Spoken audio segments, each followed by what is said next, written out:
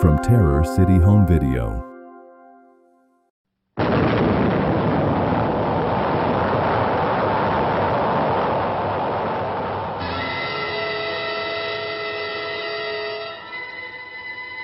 I say there are things better left unsolved.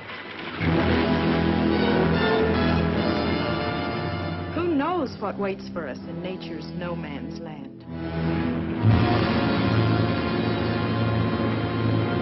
Impossible, unbelievable, fantastic. But I tell you, it could happen. It could happen. It could happen. It could happen.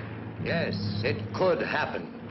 For various authorities believe that buried somewhere under the polar ice cap, in a state of suspended animation, are the awesome creatures, the leviathans that roamed the earth at the dawn of time. And under certain conditions, a nuclear explosion could free one from his icy tomb. Then, guided by instinct, the beast would come back to the caverns of the deepest Atlantic where it was spawned. An armored giant, wreaking his prehistoric fury on modern man and his puny machines. Cities would be terrorized by the cruel intruder from the past. Populations crazed and panicked with fear by its destructive force. Granite and steel would crumble. Soldiers and their weapons would be powerless before the onslaught of the beast. The beast. The beast. The beast from 20,000 fathoms. Herald Square, 34th Street, Broadway. Every section of the city is guarded. No one knows where the monster will strike next. Another one, Colonel? No. You know what the radioactive isotope is? No, but if it can be loaded, I can fire it. I'll load it. Just remember one thing. This is the only isotope of its kind this side of Oak Ridge, so you can't miss.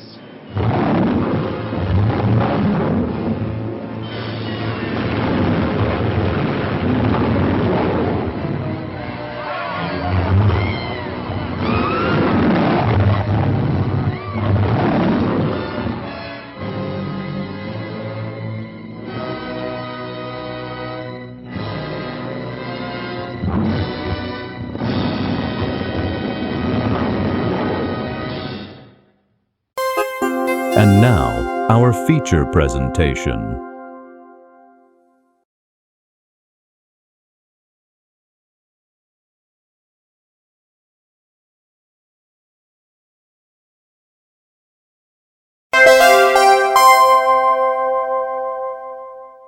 Lumpy's Midnight Movie! Hi, dwellers! Welcome back to Lumpy's Midnight Movie! And as promised, tonight we're going into the far reaches of space. Or at least the cheap sets painted to look like space. Tonight's main feature is the Italian-made Star Wars coattail riding Star Odyssey. But we also have a couple of cartoons to start the evening off right. Whoops, did I say we? Ah, damn it. Oh well, come on out, Shadow. Thanks for the intro, I guess. Hey, it's my show. Shouldn't you be introducing me? Not very chivalrous, are you? Not right now, but I got a hoodie if it gets cold. Let's kick off the evening with an obscure superhero no one's heard of. From 1941, please enjoy The Mad Scientist, starring a Mr. Supe-R-man. I got no clue. Roll it! And now, on with the show. Up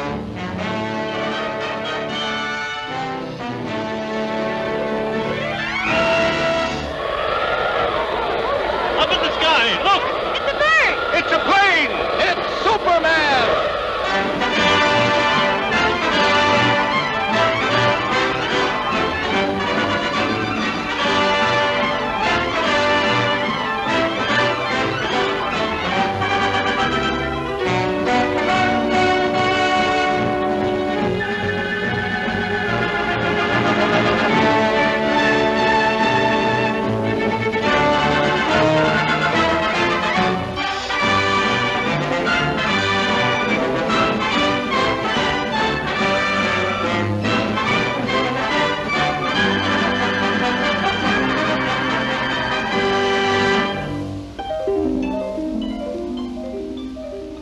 In the endless reaches of the universe, there once existed a planet known as Krypton, a planet that burned like a green star in the distant heavens. Their civilization was far advanced and had brought forth a race of supermen whose mental and physical powers were developed to the absolute peak of human perfection. But there came a day when giant quakes threatened to destroy Krypton forever. One of the planet's leading scientists, sensing the approach of doom, placed his infant son in a small rocket ship and sent it hurtling in the direction of the Earth just as Krypton exploded.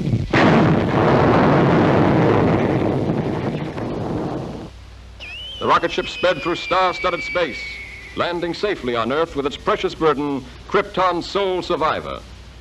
A passing motorist found the uninjured child and took it to an orphanage. As the years went by and the child grew to maturity, he found himself possessed of amazing physical powers. Faster than a speeding bullet, more powerful than a locomotive, able to leap tall buildings at a single bound. The infant of Krypton is now the man of steel, Supe-R-man. To best be in a position to use his amazing powers in a never-ending battle for truth and justice, Supe-R-man has assumed the disguise of Clark Kent, mild-mannered reporter for a great metropolitan newspaper.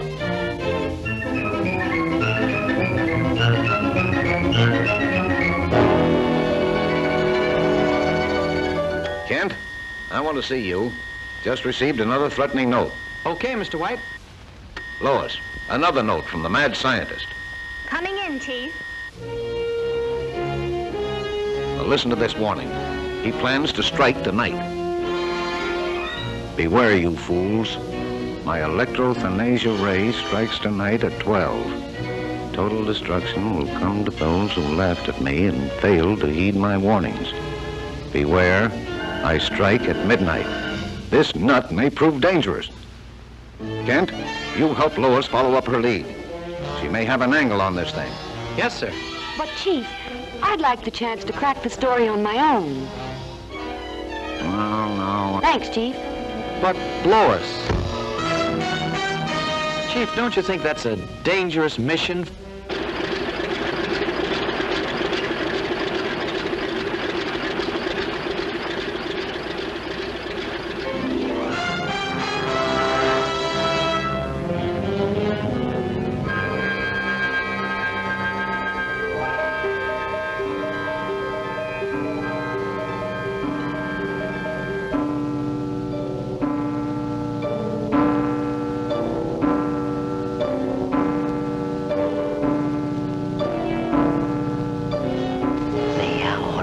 Come.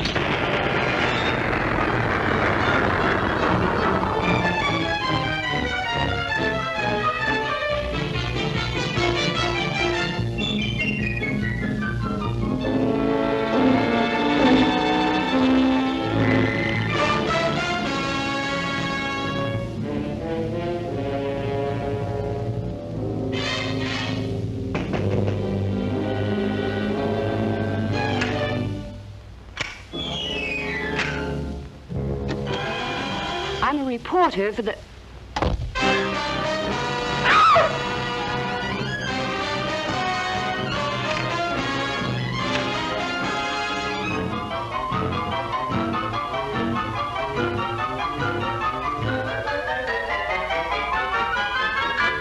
So, you want a story?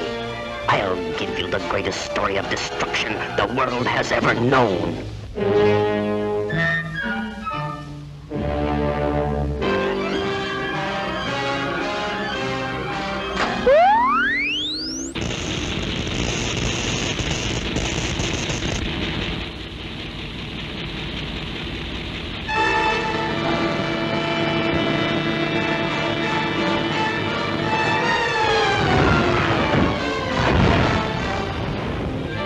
How is that for a story, Miss Lane?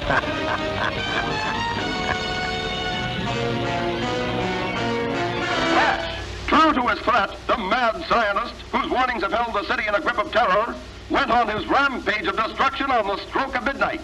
The deadly impact of his mysterious ray smashed the famous Tower Bridge, hurling cars and pedestrians into the river below. The police have warned everyone to remain in their homes. This looks like a job for Superman.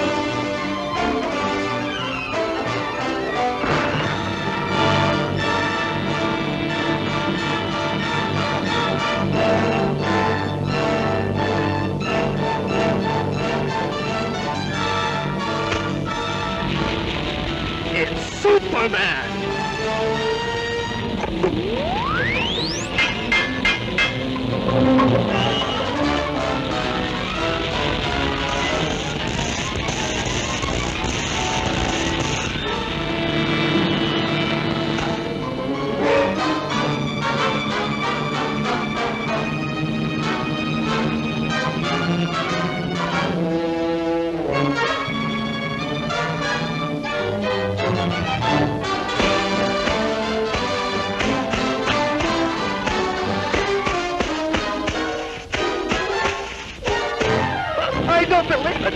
He isn't human.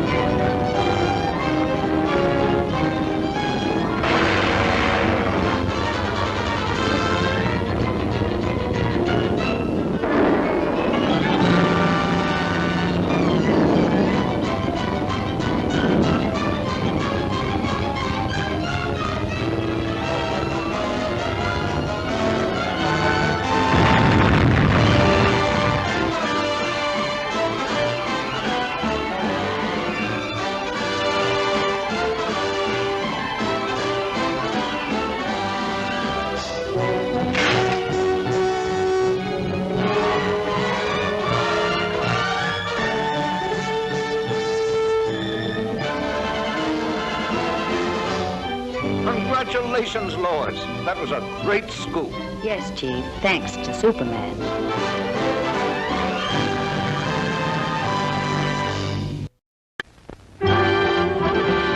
It's intermission. Rise and stretch time.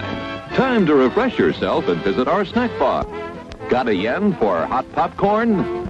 Your favorite soft drinks are sparkling cold. The juicy Frank sizzling hot.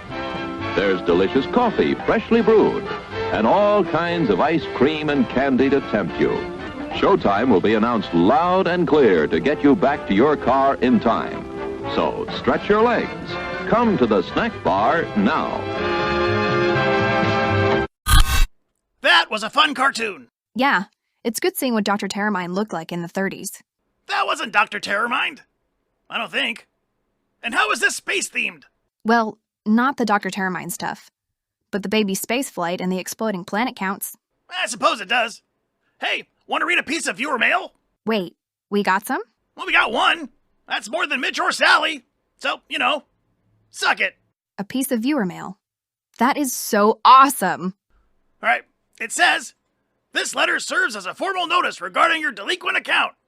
Our records indicate that we have not received payment in the amount of... Lumpy, stop reading. Well, that was a bummer. Up next is one of the thrilling adventures of Scott McCloud, Space Angel. Roll the cartoon!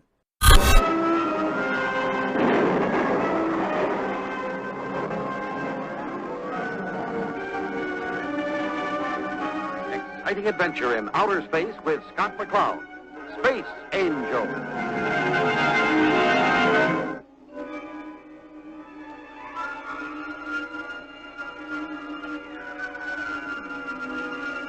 Starduster to Evening Star. I'm coming aboard. Welcome home, Skipper. Take landing 2-3. Thanks, Doris. Starting approach.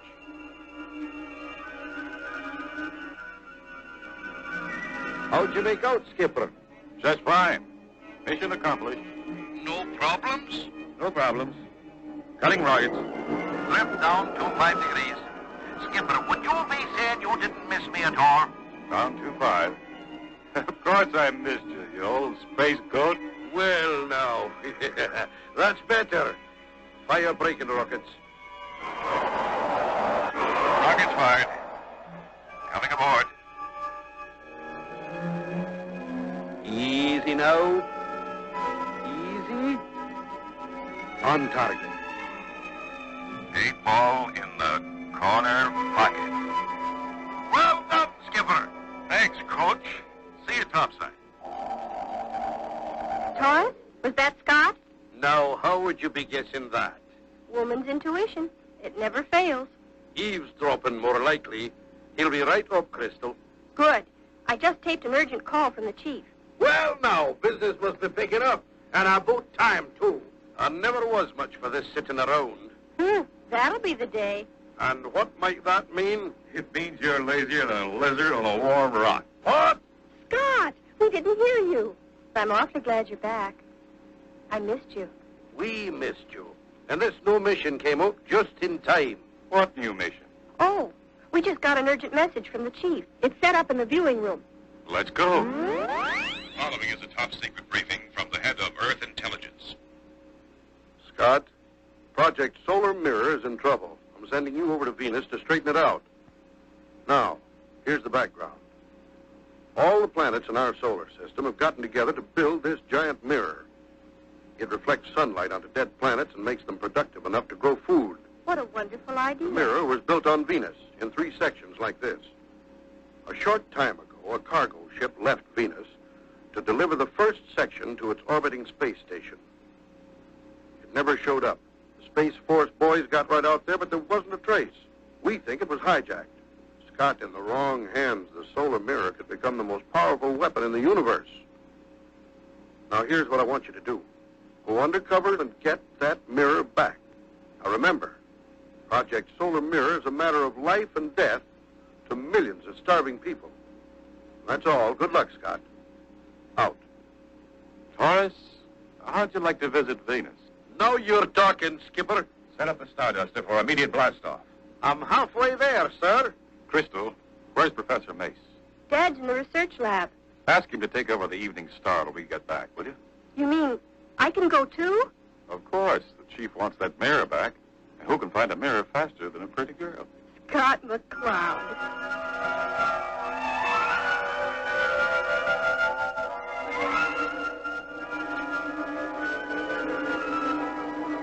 Skipper, a small target, straight ahead.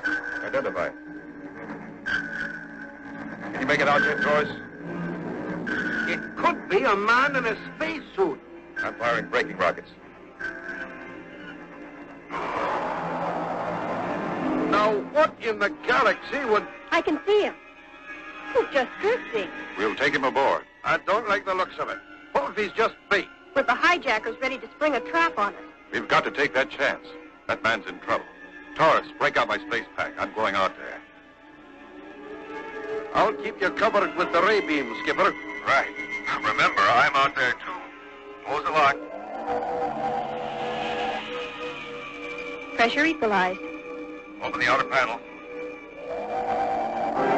I'm on my way. I don't like this. He's wide open out there. He sure is, but I'll blast the first thing that moves. Scott's got him. They're on the way back.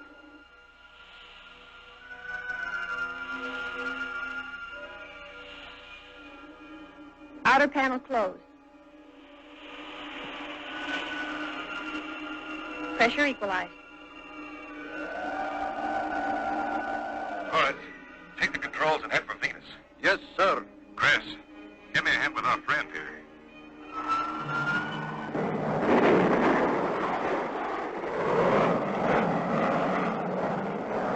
As the Starduster streaked toward Venus, Crystal was able to revive the spaceman long enough for Scott to find out that he was an engineer from the missing cargo ship. He had been making repairs on the outer hull of the ship when strange bat-like ships attacked them with powerful force rays, tossing the ship like a toy and leaving him drifting helplessly in space. The hijackers might have used a force ray to stop your cargo ship to keep from damaging the mirror section. We've got to get to Venus before that second mirror is shipped.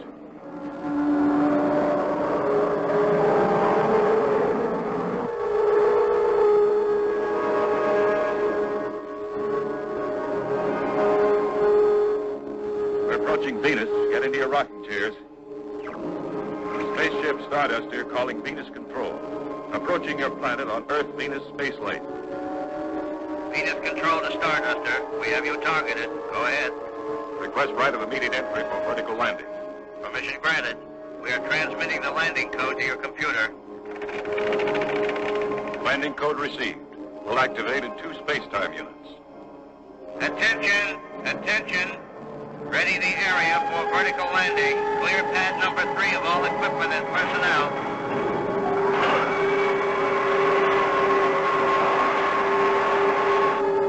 Crystal, is your patient all set? He's strapped in, Scott. Good.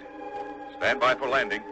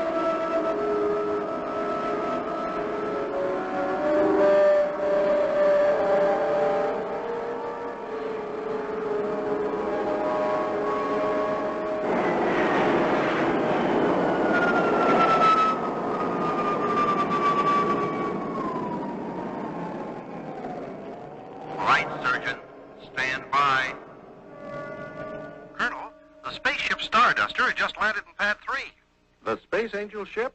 Yes, sir. They're taking a rescued spaceman to the hospital. Your man will be all right, Colonel. He's just suffering from shock. That's fine.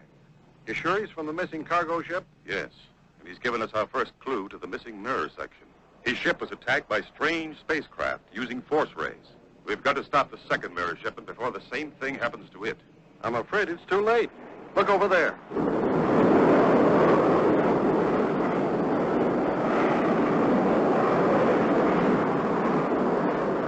They may be attacked, too. We're going after them.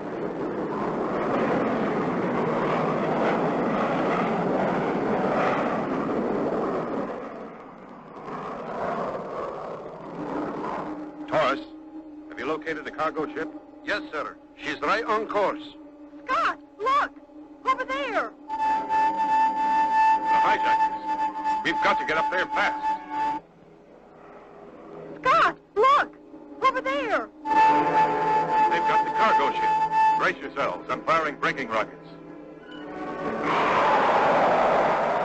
Scott, one of their ships is leaving formation. Taurus, take over the controls. Chris, help me launch the space start. A-OK here.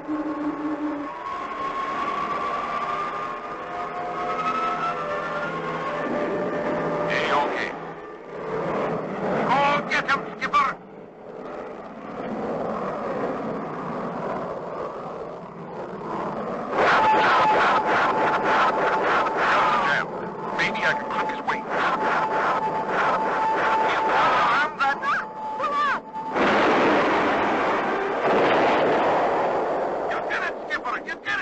Taurus, my power's knocked out. Pick me up. I'm on my way, Skipper. Closing in now.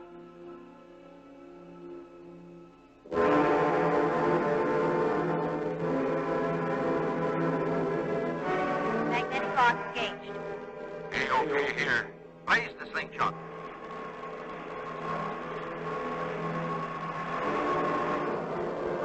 While Taurus and Crystal were picking up Scott in the damaged space dart, the bat ships made their escape with a second mirror section.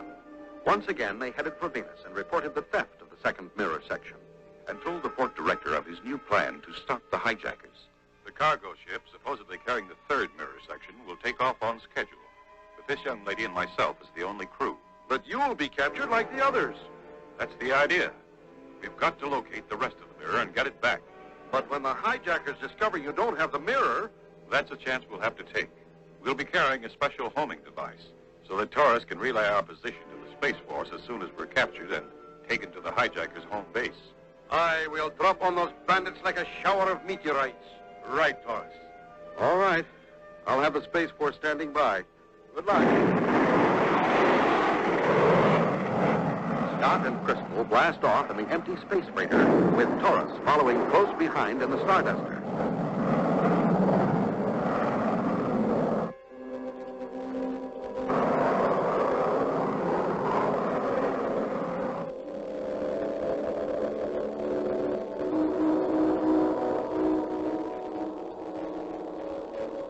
I'm in position, Skipper. Taurus, stand by for a signal test. Chris, turn on the homing transmitter. Your signal's coming in loud and clear, Skipper. Good. We're now approaching the danger area. Drop way behind us. Roger. Falling back. Break off radio contact with us until you hear our signal. Then relay our position and close in fast. Right, Skipper. And good luck.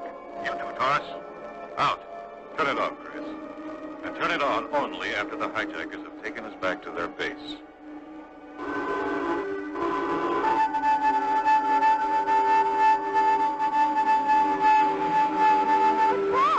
Our friends have arrived.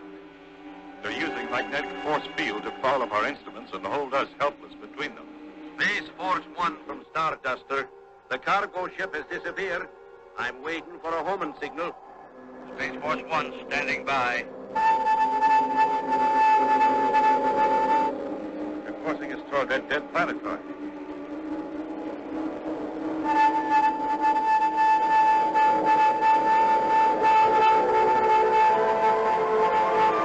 Quick, turn on the signal. We're going underground. Space Force 1 from Starduster. The homing signal cut off before I could get the location. They could be anywhere in space. They brought us to an underground city. Look at the pressure gauge. They must have a man-made atmosphere. We'd better get out of sight before we land.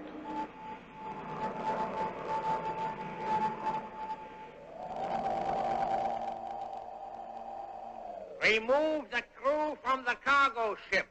At once, General. Guard, send the drones to unload the cargo. Yes, General.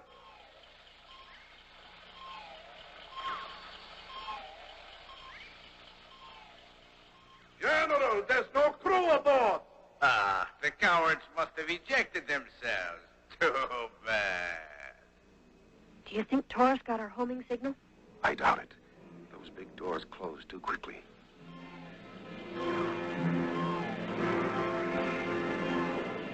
As you can see, Your Highness, our mission was a success. Not until the mirror is complete, General, and its great power is my slave.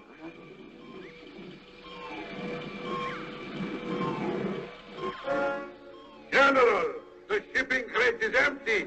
There's no mirror section. Then this cargo ship was a decoy. And you let another ship with the third mirror section slip by us. Not yet. There hasn't been time.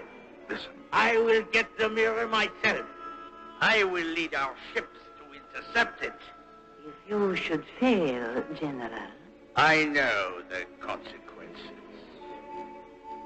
Now's the time to make our move. Their ships are taking off.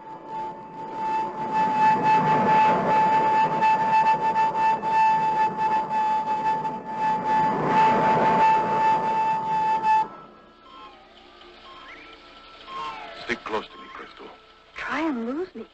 I'm scared to death. Stardust to Space Force 1. I still have no signal. Suggest we fly visual search pattern. Roger, Starduster. You take sector V1. We'll split up and cover 2, 3, and 4. We're almost to that elevator. Scott, look out!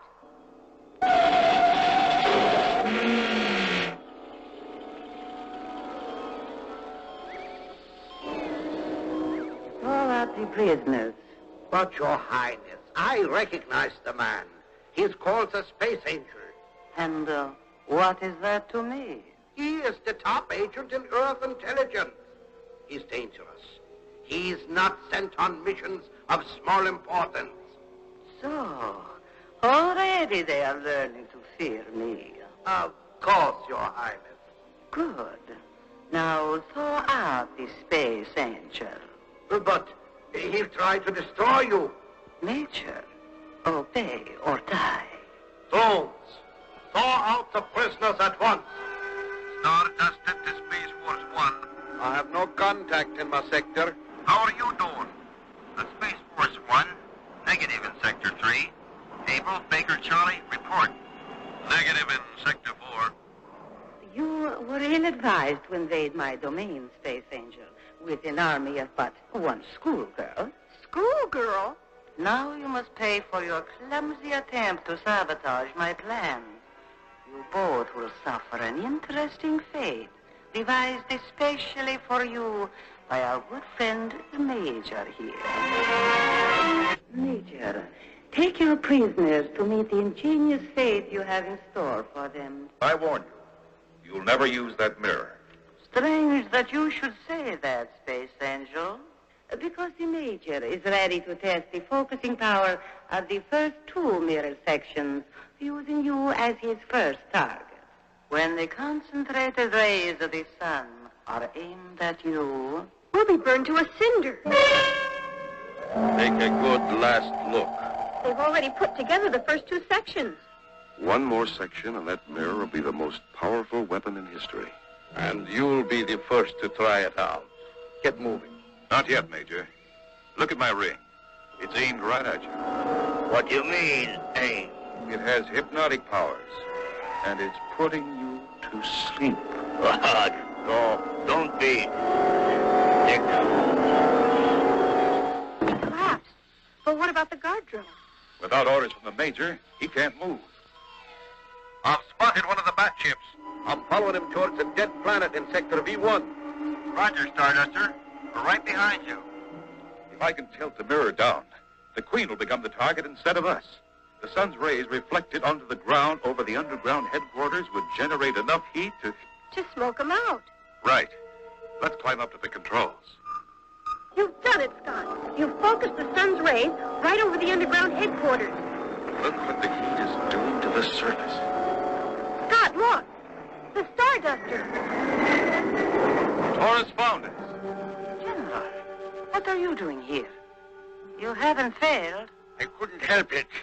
I barely got away. Fool. You led them back here. Your Highness, the Space Angel escaped.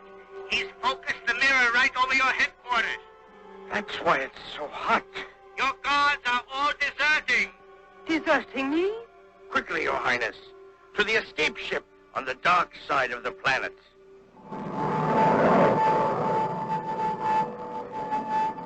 There they are.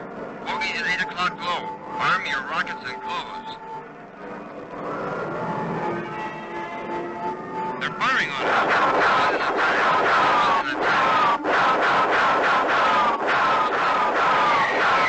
Rockets away. Get. Mine's down.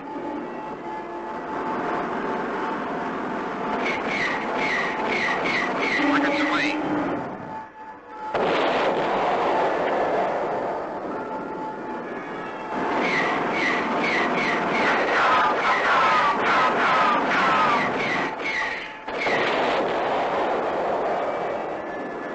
Okay, Baker?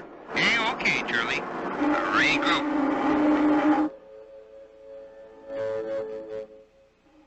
How did you find us, Taurus? I stumbled on 3 of their ships. And they led you to the dead planet. Aye. How did you guess? Woman's intuition. I told you, it never fails.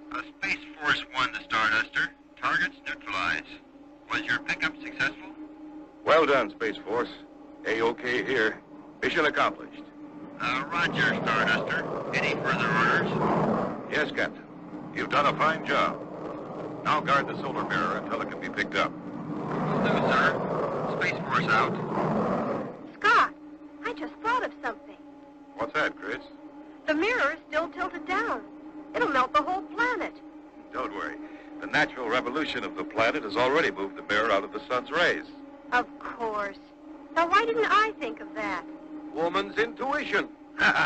It never fails.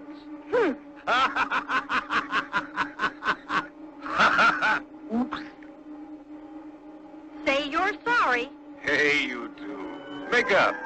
We've still got 25,750,000 miles to go yet, just to get home.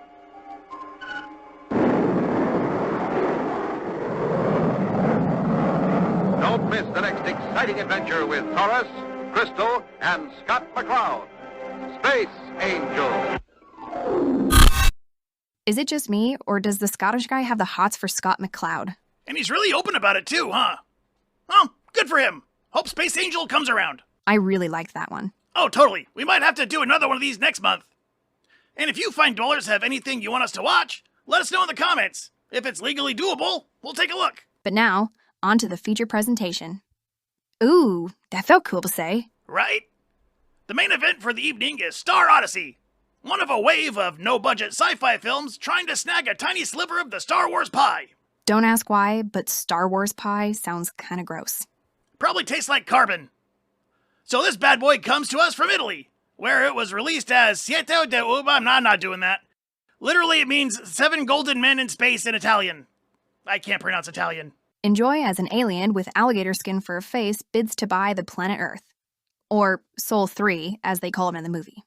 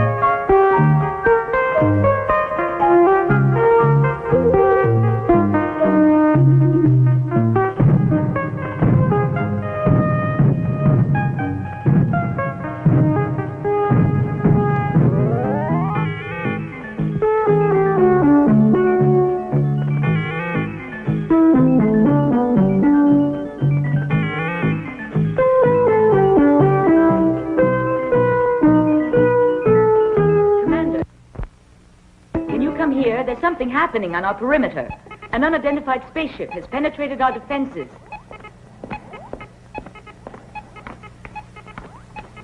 Flanagan, Meyer.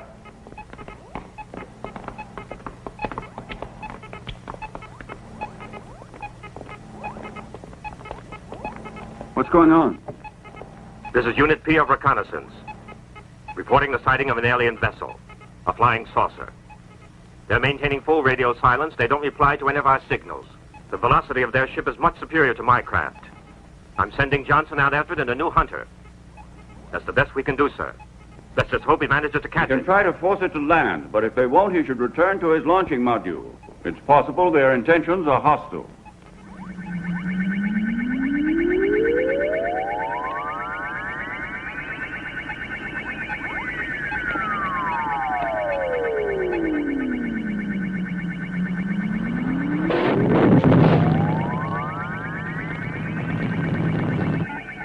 Lord Kess, an indigenous space vehicle of a primitive, chemically propelled design is attempting to force us to reduce velocity.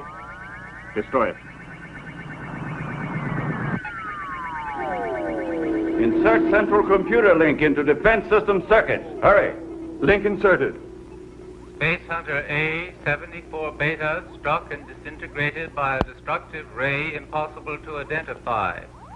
Alien vessel has passed outer belt perimeter defenses and is now rapidly approaching automatic inner defense ring of Earth. Propellant energy source not yet identified. Automatic system on emergency in-tracking and aiming phase. Alien vessel now entering K Sector 5. In 10 seconds, it will be in range of atomic cannon. Man meets an alien race at last and greets them by disintegrating their vessel. Atomic cannon crossfire now underway. The object has been struck. Commander Barr. Quiet, Hollywood. You are witnessing mankind's first contact with an alien race. Yes, and I'm ready to shake their hand. Alien vessel undamaged. What? And proceeding rapidly direction Earth. Atomic cannons ineffectual. Impossible. This is red emergency all sectors. Zeta 3 ready to open up. At that velocity, they're already beyond section Zeta 3, and they'll be drawing within range of our hyper radar any minute now, and the Earth-based artillery. Approaching Sol 3. Atmosphere rich in oxygen, breathable with little discomfort. Widespread traces of pollution due to chemical combustion and nuclear waste.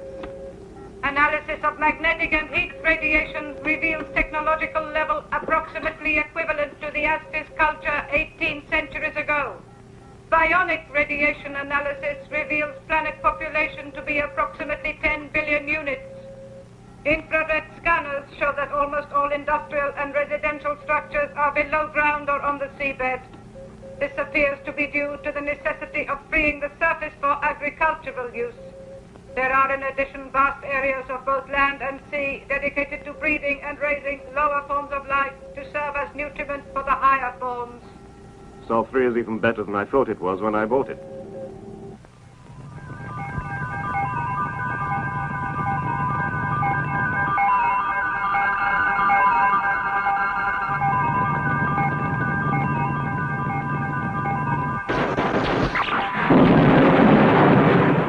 It seems they want to show a force. It would be extremely impolite of me to disappoint them.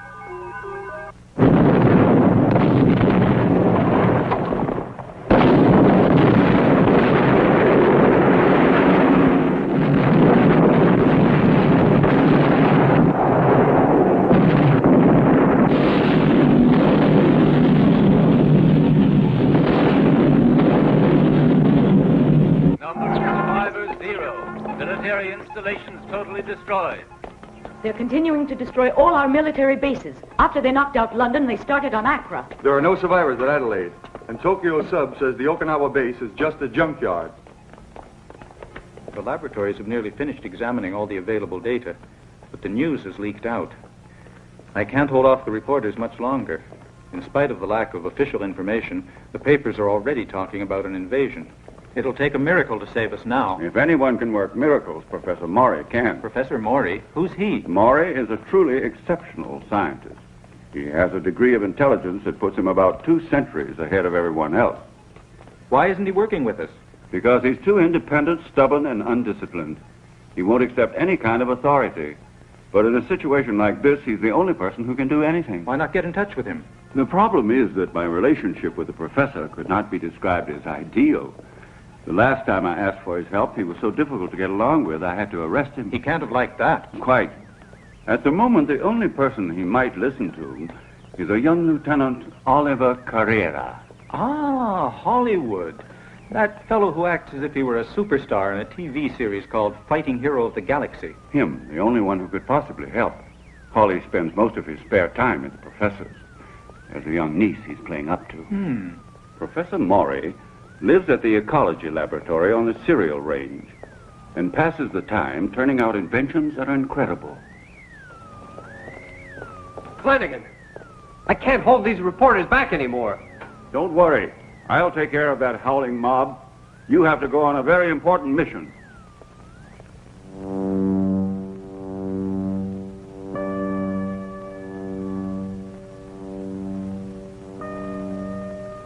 Inderium. The alien craft is protected with an armor of pure Inderium. That's impossible. What makes it impossible, dear? Just because we on Earth only have a kilo of Inderium? But we know nothing about conditions prevailing on the aliens' galaxy. Earth has a lot of iron, and their planet might be made of Inderium. But, Uncle, Inderium is practically indestructible. And their spaceship has proven it. Our nuclear artillery didn't even scratch the surface. Evidently, the enemy craft has traveled from a far corner of the universe over a vast distance in order to arrive here. It's not surprising they managed to swat down that ridiculous insect of a space hunter that the command post sent to greet them. Oh, Uncle, you really shouldn't laugh like that. Our planet may be in very serious danger. Oh, I'm not laughing about it at all, Irene. My dear, these aliens have several centuries advantage over us. They travel out of space, through the galaxies, while we're unable to get any farther than the planets of our own sun. They possess an untold quantity of Inderium. And in all probability, consider us savages. Hardly worth bothering about.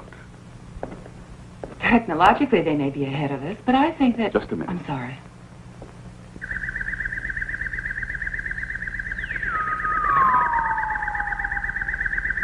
They're barbarians. They don't place any sort of value on human life.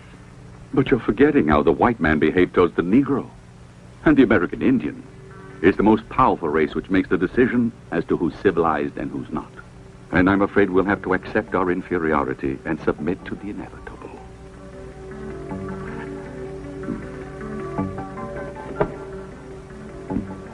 Inderium.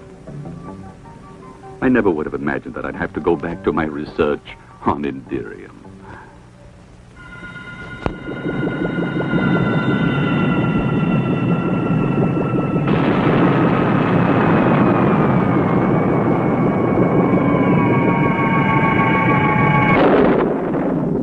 Good evening. Oh, Holly, at last. My name is Oliver, in case you forgot.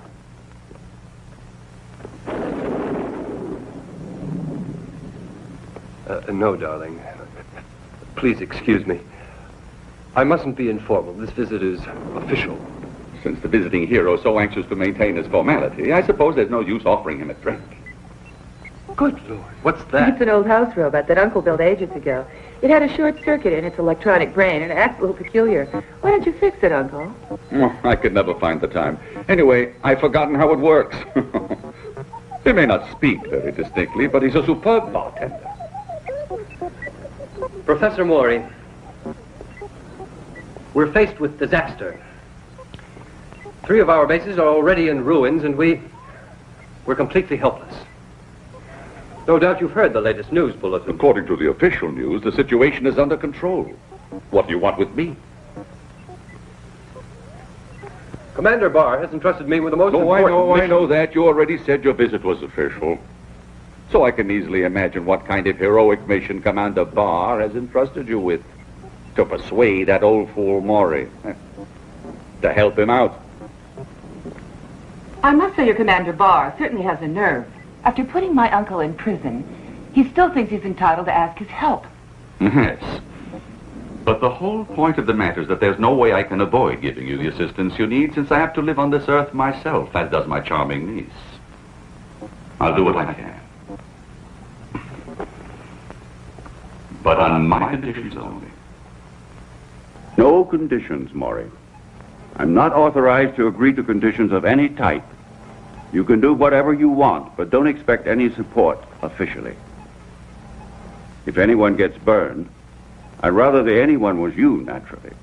I don't hesitate to admit preferring your discomfort to my own. You've had a taste of it already, Barr. It was an unavoidable necessity, and you know it. Now, all you have to do is to tell me if you're going to help us, or if we'll have to surrender. That means he'll help us. Holly's done a good job. I don't know how he manages, but he does.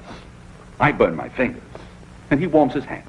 I don't understand. Was there some kind of trouble between you and the commander? Oh, it's a long story. I'll tell you one of these days. It also concerns a couple of friends of mine, Sean and Bridget. among the greatest chemists living. Why haven't you ever mentioned they're being friends of yours? I believe they're in the penitentiary at Moonspace. Quite. Now, somebody will have to get them out of the penitentiary, and I know just the person to do it. Don't look at me, sir. I'd have to get an authorization, and I don't think Commander Barr would... I must have them. At Base GA, they've managed to discover that the alien vessel is made entirely of Indirium. That's supposed to be a secret. Are you surprised that I know? Frankly, I'm astonished that the base managed to discover it, too. And only Sean and Bridget could possibly succeed in inventing an entirely new substance that could perforate Indirium, but the two of them are in the penitentiary. Apparently, it's a vicious circle. It's impossible to get out of it. Not necessarily. Say a certain lieutenant were to join forces with a person I know who's very clever with locked doors. The two of you could free them easily. But an act such as that is strictly against the law. Assisting criminals to get out? No, never. That would mean betraying my duty as a soldier. And that you can't expect of an honest man. No. And I can't force you. What I expect is that you would volunteer to handle it. But that's ridiculous. You must be joking. I couldn't possibly...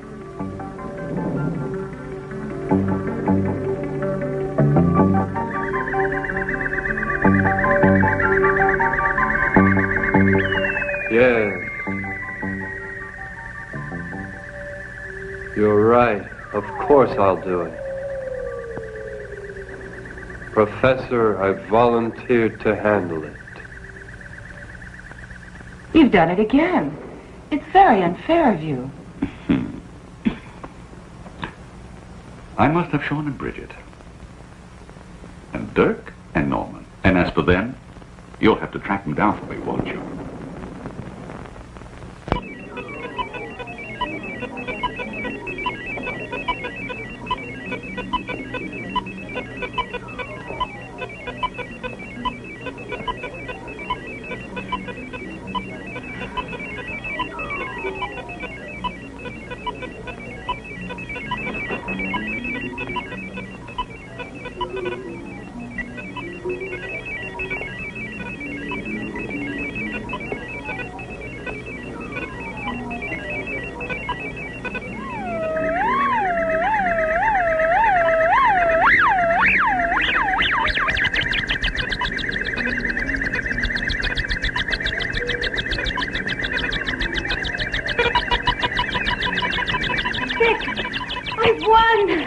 I've won.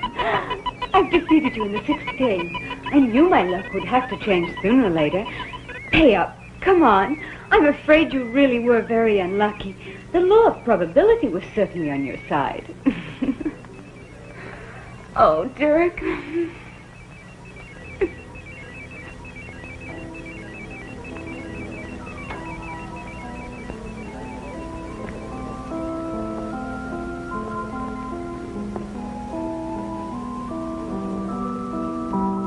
I just don't understand it. I had all the winning numbers, but she won.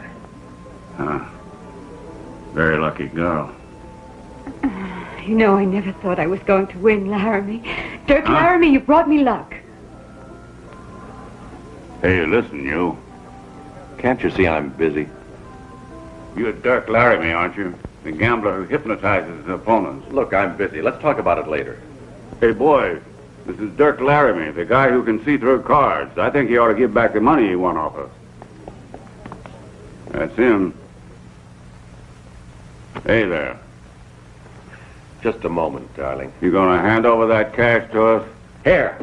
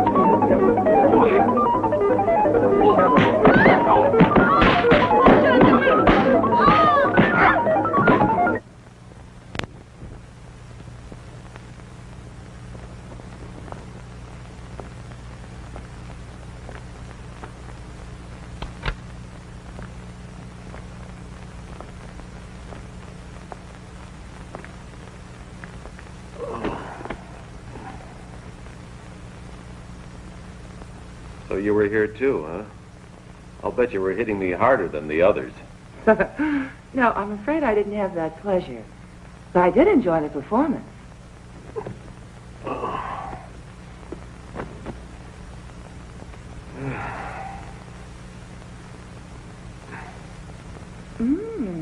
Tonight at the usual place.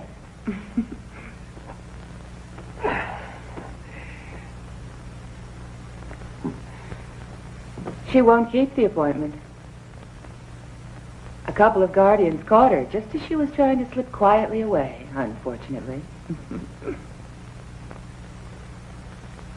What are you doing here? Oh, I certainly didn't drop in to say hello. It was my uncle who asked me to look for you. And I'm afraid there was no way I could refuse. He wants to have a talk with you immediately. It's urgent. Oh, he does. He wants to see me. Look. He said for you to come right over to his place without wasting a moment. Does he think I'm going to come running every time he snaps his fingers, like that little toy soldier of yours? Don't be like that. This thing is very important. Oh, I'm sure it's extremely important.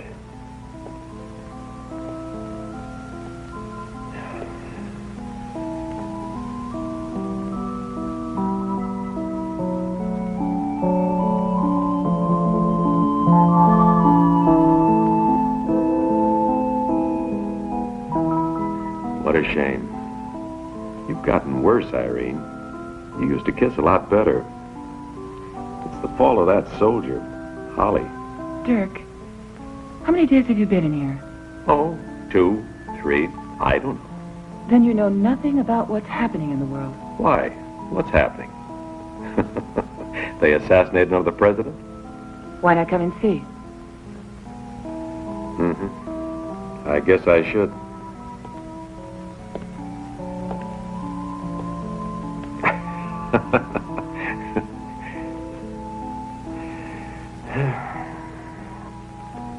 I'm ready. Okay, I have questions. I shall preload my I don't know. So, if Gatorface bought Earth, or Sol 3, in an auction, who owned it before him? And who the hell sold off Earth to begin with? I don't know. And what's with pornstache Spider-Man beating up a casino? Is he one of our heroes? I mean, I guess. You want to speculate or get back to the movie? Movie, I suppose. See if we can get some questions answered. Good luck with that. Roll the movie.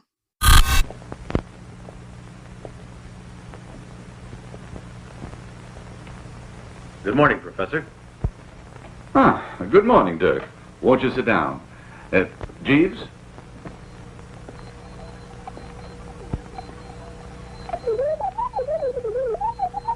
He's asking you if you like ice and soda in your whiskey. No, thank you. I prefer it neat.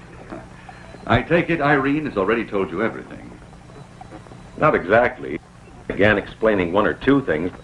Apparently it was more important to find some guy called Norman. If you want me to go to the penitentiary at Moonspace, I must have a spacecraft. Yes. Fortunately, it happens that there is a junior officer here on the station who's an old friend of ours, Oliver Carrera, known as Hollywood. Oh. And is he willing to help out?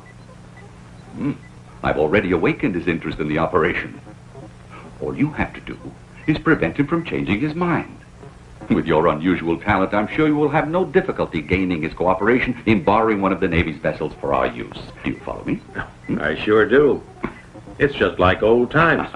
And when your mission is finished, and you've returned the spacecraft to the base, Oliver won't remember anything. Always assuming that we managed to get away with Shaw.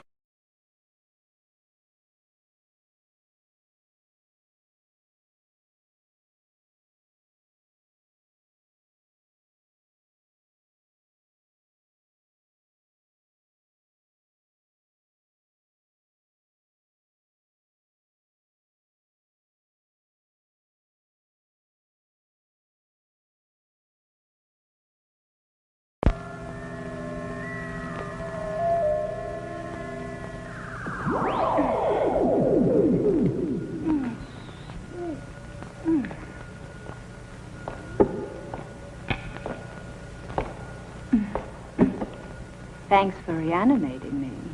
If you want to thank me, there's an easy way to do it. I think I know what it is. It's a terrible bore being under the freeze ray for a warm-hearted girl. I know how to be nice. To a man I like. I can make the right person feel all kinds of pleasures and thrills. And you are the kind of person I go for. I'm tired of waiting, unable to even move, but dying for a man.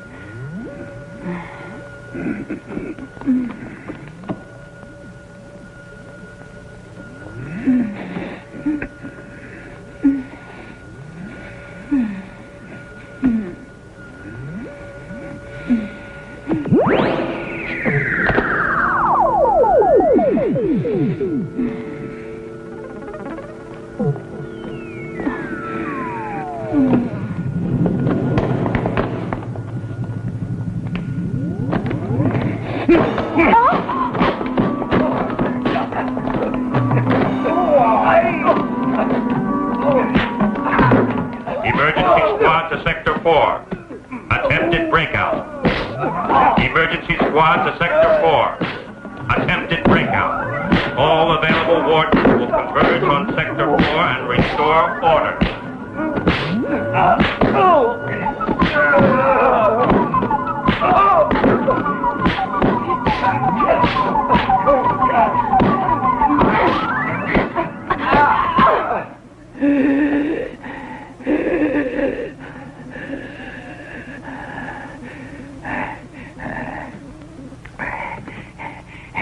It's a good thing you're not from the department. I've just had to declare a full-scale emergency to stifle a breakout. Naturally, it's always the same two detainees who ruin things. That damn Bridget and Sean. Blast them. I rue the day I ever let them into my penitentiary. They've tried to escape 4 times. They caused nothing but trouble. But I can tell you they're going to be thoroughly sorry, because I shall transfer the 2 of them to a prison asteroid, and they can rot in solitary confinement.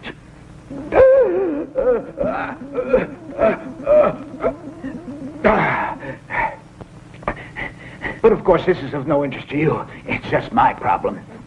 And I fear I've neglected to ask you, how can I be of assistance? That is to say, what is the reason for your visit? I'll come right to the point.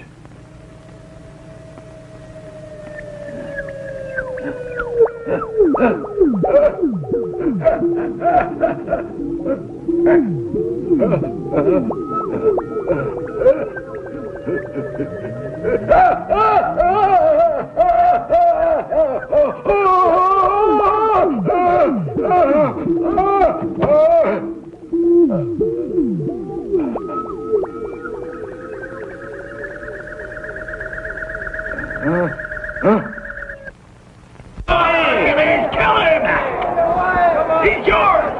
Norman's up. Norman's down. 1, 2. Wait till he gets up. Norman attacks and Hercules answers back with deadly accuracy. Norman dodges and escapes the onslaught. Now Norman is launching one of his specialty punches. But he's having to take a lot of punishment.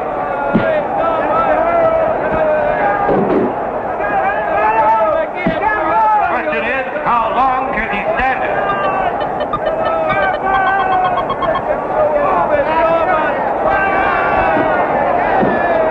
By creating a diversion, Norman gets a chance to land one on the KO button. And another!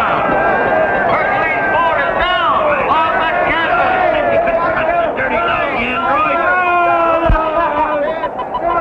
1, 2, 3, 4, 5, 6, 7, 8, 9, 10. He's out! The winner! The winner!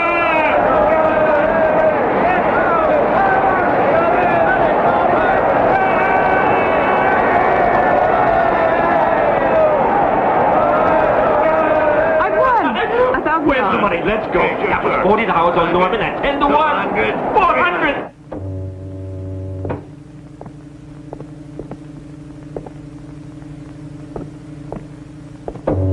Ah, here they are. our two model prisoners, Bridget Landham and Sean James. Well, my dears, these two gentlemen have come all the way here just for you. I'd like to introduce you. I think we can skip the introduction. Naturally. To continue, I propose that we reward the good conduct and excellent behavior that has made you a model to all the prisoners on moon space. And so I intend to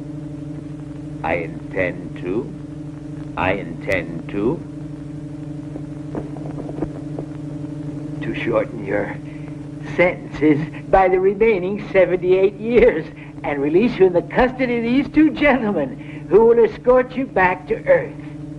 It was crazy of you, Irene, to bet all that money on me. But I sure am glad to see you again. It must be years since the last time we met. I knew you'd win the fight.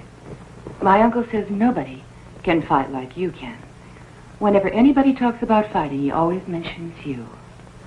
He needs your help, Norman. And I'm afraid that we're all going to be needing a lot of help because of that flying saucer. But I heard the news report about it. They said the situation was completely under control by now. It's not true. That's why Uncle is reforming the old team. And of course, that includes you. If the professor needs me, that's okay. But I want to bring along a couple of friends. They could be very useful.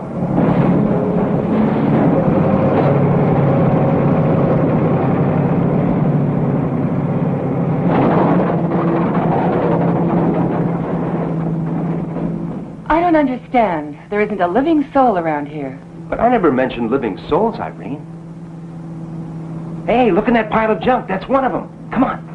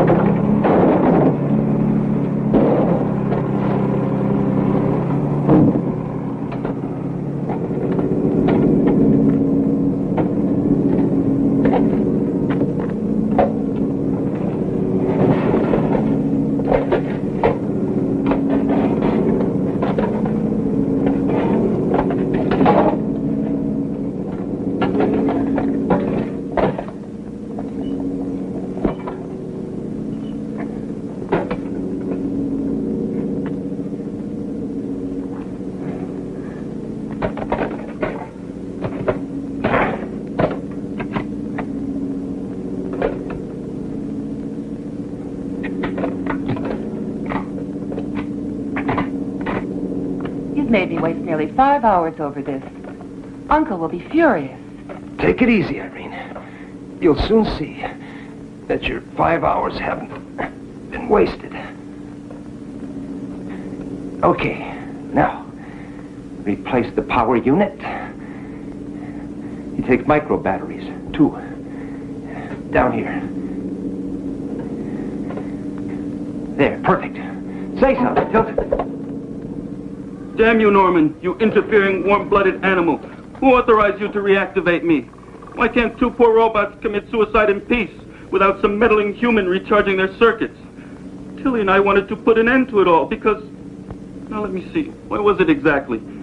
Anyway, you should have kept out of it. What's that noise? Oh, why, it's her!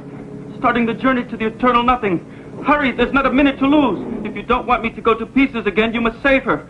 Quick, before her tender tin limbs are crushed like kitchen foil in that cruel machine.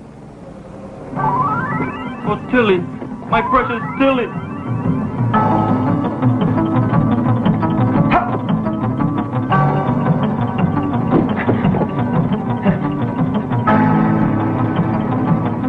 He won't make it in time. Tilly.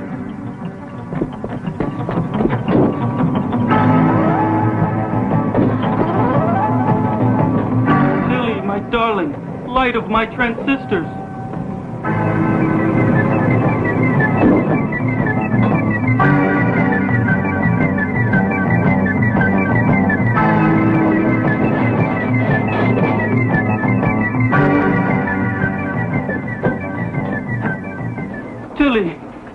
little Tilly.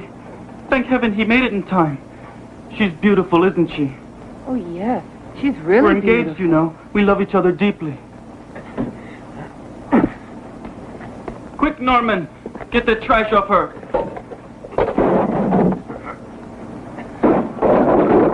It's such an indignity for her, mixing with junk from such low-class machines. Hurry! Hurry!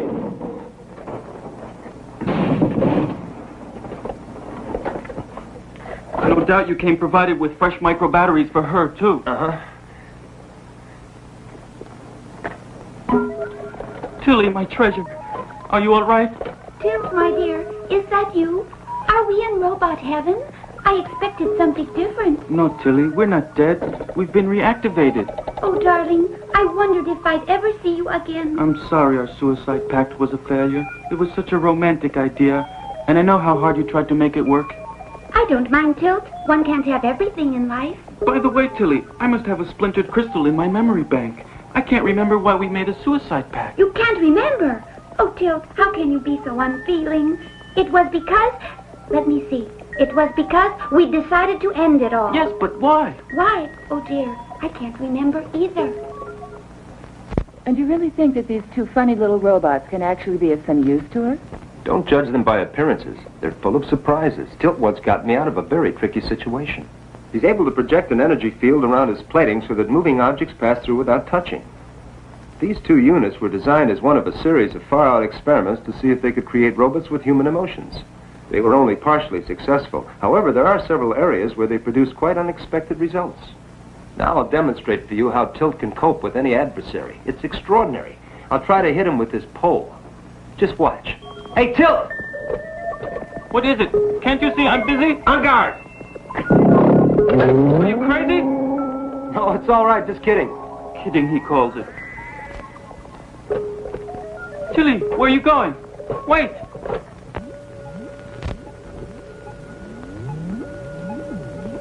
The acceleration is so rapid it appears to vanish, and they can evidently reach a velocity of several parsecs. All these clips we've been looking at were collected by our space observatories. And just before Earthfall, the saucer disappeared from our radar, so they must be using a scrambler. Commander, the alien vessel has landed near Hiroshima and captured over 800 people. This is the 24th raid they've carried out. Starting with those farmers in United Africa, then the Arabs, the Russians, and now the Japanese. If word of this gets out, we'll have panic over the entire planet. Lloyd, get working on the computer and start to prepare an accurate map of all the places the alien vessel has landed. Then see if you can determine any logic on the basis of which the aliens chose those places. And discover their next probable objective. I'll try, sir. If we succeed, I have decided to prepare an atomic ambush for the aliens. Maybe we wanted to die because we felt old and out of date. Oh, no. 130 isn't old for a robot. And we're still very spry and shiny. I think it was because I wanted to have children. Great integrated circuits. What's that thing? Look, Tilly, a prehistoric cave robot. I've never seen anything so ugly. I say creatures like this shouldn't be allowed to run around loose. They ought to be kept in zoos. Now, Till, that's just prejudice. He has as much right to activate as we have, even if his tin is a different color. The situation is desperate. The government consists of men who are completely unimaginative. So if we want the world to survive, we have to do the job ourselves. Our chief hope lies in Sean and Bridget. They've been studying the structure of Indirium for many years, but their reasons for doing so are highly personal. They could not properly be defined as scientific. As far as that goes, we had some help from a boxer by the name of Norman and a gambler called Dirk Laramie, both of whom are now playing innocent. My allusion was to the case of the 128 tons of synthetic gold, a quantity which could easily have destroyed the economic equilibrium of the entire world, had it ever reached the open market. 128 tons of synthetic gold? 128 tons, that's right. The scandal didn't die down for years, but unfortunately I had no choice but to withdraw from politics. Now, just a minute, Professor. We weren't only thinking of ourselves, you know. We planned things so that our friends would also... get in trouble with you. That's all water under the bridge. What counts is that our whole team has been reformed once more. And now, let's get back to the Indirium. How far did you get with your research? We completed the analysis of its molecular structure. If we'd had a few more months, we would have been able to synthesize it under laboratory conditions. That's excellent. Now you have to continue. You must find a weak point in the molecular structure of Indirium that will lead to its disintegration and destruction. Do you think you can do it? Well, we can always try. Just tell me what equipment you need, and you can start work right away. Well, we can use your old laboratory, but there's one essential item that you haven't got. A few grams of Indirium. If that's all you need, there's no problem.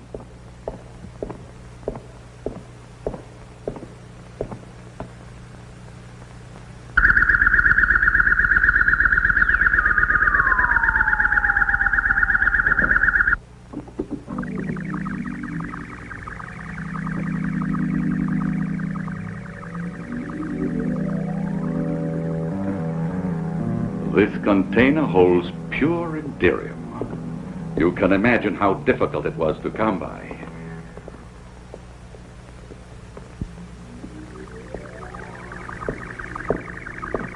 Then we're all set. Professor, what are the rest of us supposed to do? For the moment, your duty is to ensure the safety of Sean and Bridget. You didn't need space pilots like us to do that. Well, of course not. But you can't really go into action until we have a suitable weapon. Our space fleet has already tried using conventional weapons against these aliens, atomic cannons, lasers, and so on, but they've been quite useless. At the moment, we are in the same condition as the ignorant savage who tries to attack a nuclear tank with a bow and arrow.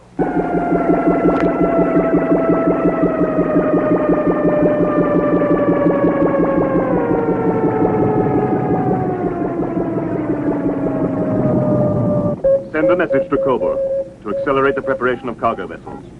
At the rate we're going, we'll soon have goods to fill at least 10.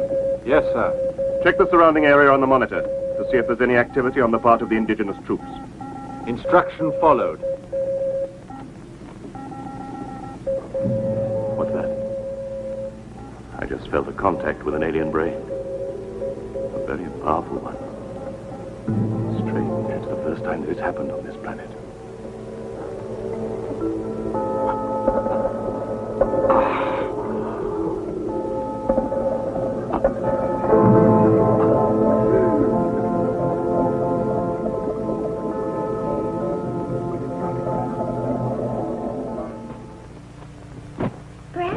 To die because you were getting too friendly with that speak your weight machine. Isn't that just like a woman? Now don't pull that macho stuff with me, you male chauvinist robot. I didn't mean it like that. It's just that if you get jealous every time I wink at a cute calculator... Who said anything about jealousy? It's a question of robot dignity. Have it your way, but let's not argue about I'm not arguing, you're the one who's arguing.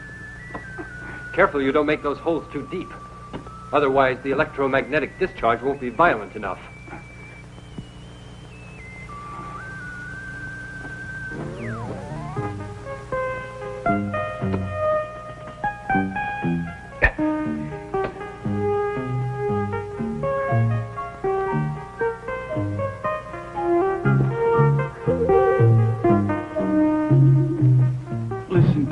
I've written a poem for you. Want to hear it? It's called Passion in a Printed Circuit. And the movie is just swimming in absurdity now, isn't it? What, the man-on-robot boxing match? The junkyard robot rescue? Or the fact that said robots apparently have a freaking suicide pact? You forgot the R2-D2 knockoff that's basically just a metal drum. And is it me, or does every costume look like it would itch like a bastard? That explains the guy jumping around and flailing his legs like a madman. I suppose it does. Back to the movie.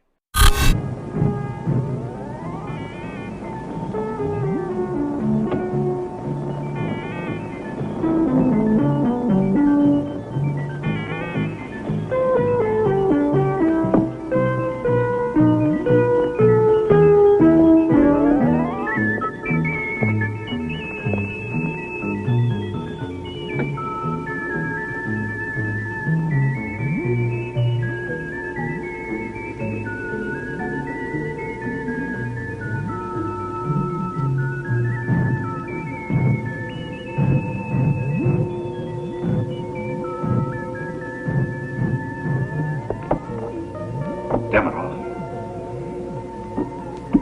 It has no effect. Another failure.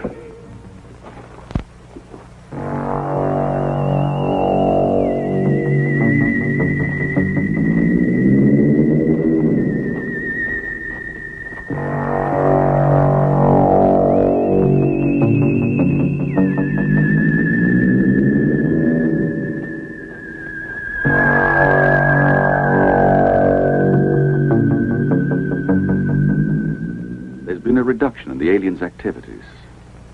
They've stopped taking prisoners after Japan. It could mean they've run out of space. And they've decided to return to their own planet.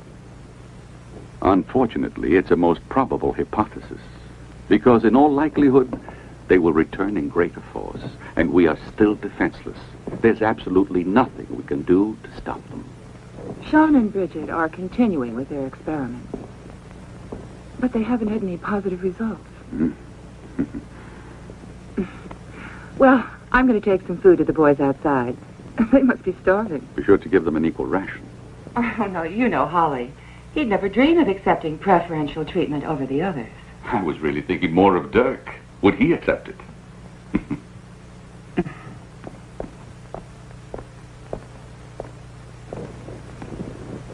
Get it through your head, Uncle. Between Dirk and me, it's all over. Jeeves, come and give me a hand.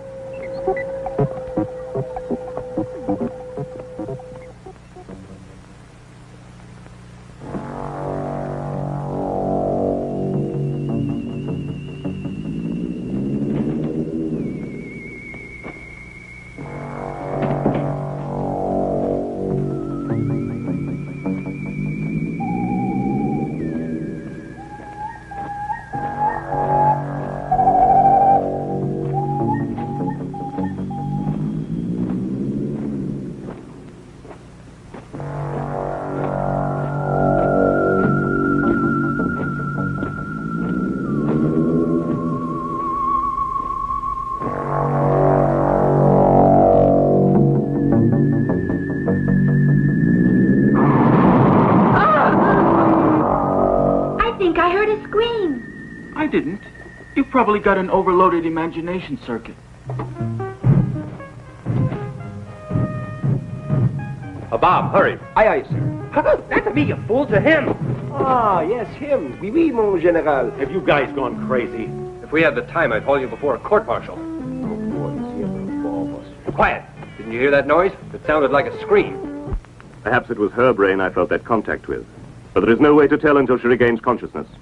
Go and capture the others.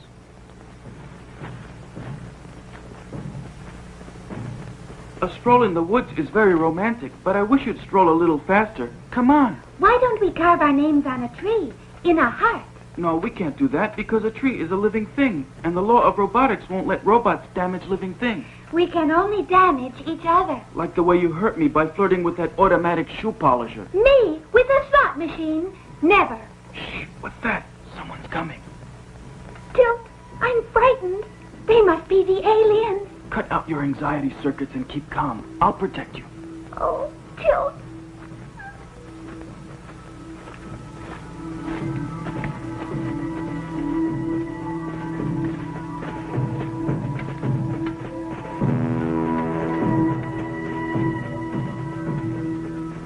How rude. They didn't even look at us. There must be some reason. I'll process the data on my probability computer. We better warn the others. Come on. Yes, you're right. Let's go.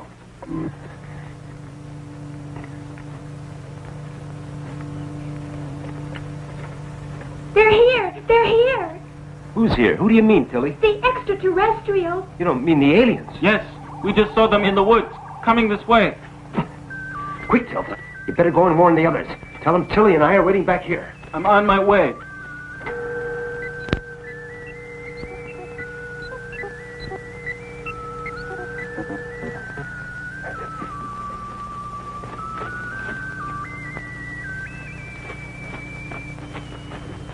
Open fire when I give you the order. The hero is taking command of the operation. Forward, men! Fire!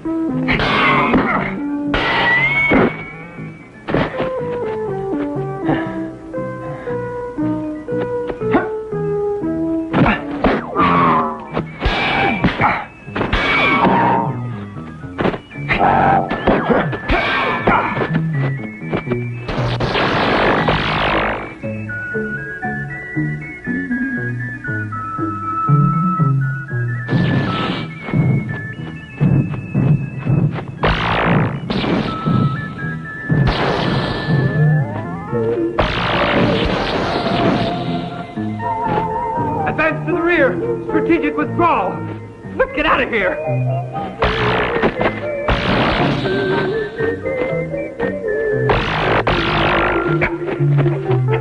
We're in real trouble, Holly. We can't hold them off very long. Listen, you two. Go and warn the professor.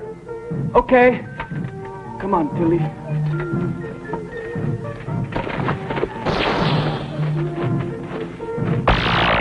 Fall back! Quick, to the house!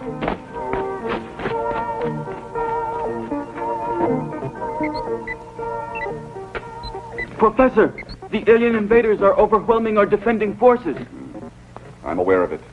Hallie wants to know what they should do. I think you'd better warn Sean and Bridget.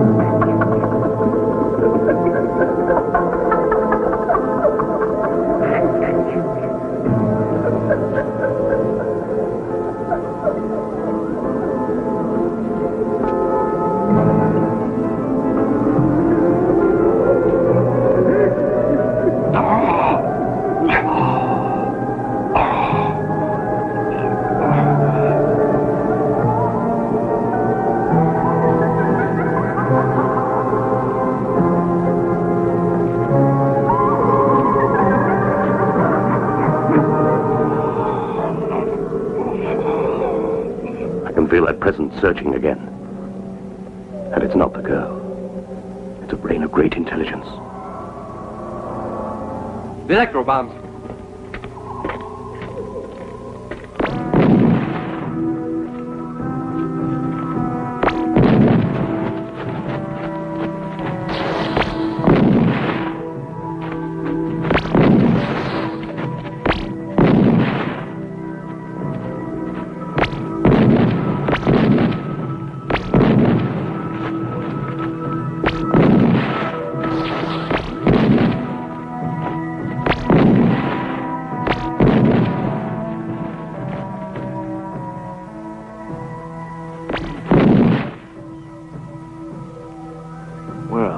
Bombs hardly even slow them down.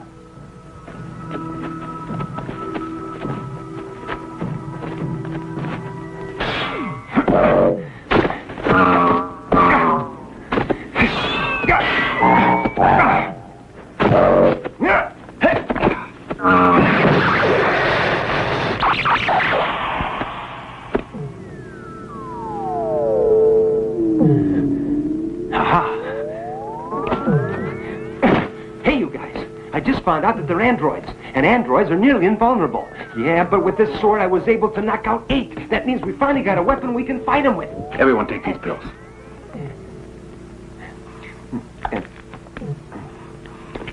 It's an interesting device, this sword. I wonder what principle...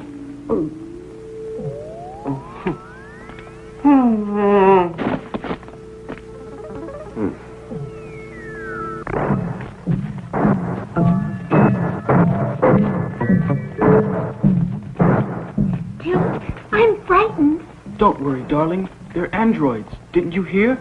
They're only programmed to capture humans. You see, they're not even aware of us. We're perfectly safe.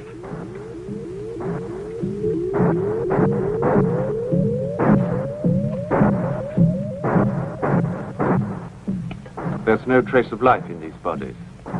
They've auto-destructed. Give the information to Lord Kess. Auto-destructed.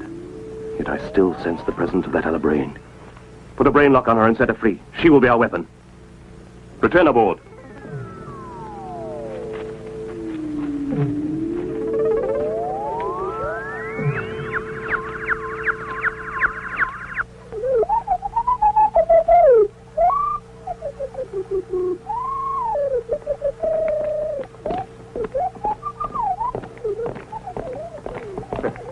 We got away with it, Professor Maury. Thanks to Sean and Bridget. With those pills of theirs that made everybody look dead, we fooled them. They went away because they thought we were dead, but those creatures aren't human. They're androids. I saw the evidence with my own eyes. One of them broke in two, and he was all filled with gears and wires and electronic stuff. So they're androids. That means life is relatively rare on their world. Norman has succeeded in getting hold of one of their weapons. I feel sure that if I analyze it, I could make copies of it. And even find a lead to the secret of anti-inderium. Back to the lab, then, and get on with it. Right. Come on, Richard. I, too, have a little surprise. For the invaders. If it works, it may be the answer to our problems. Now I have to concentrate.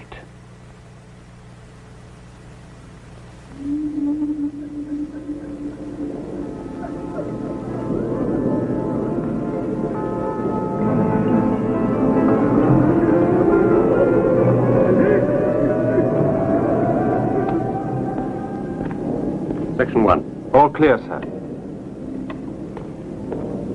Section 2. All clear, sir.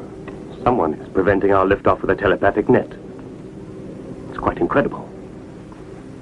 To find such a brain on a planet at this stage of evolution. Can't believe it.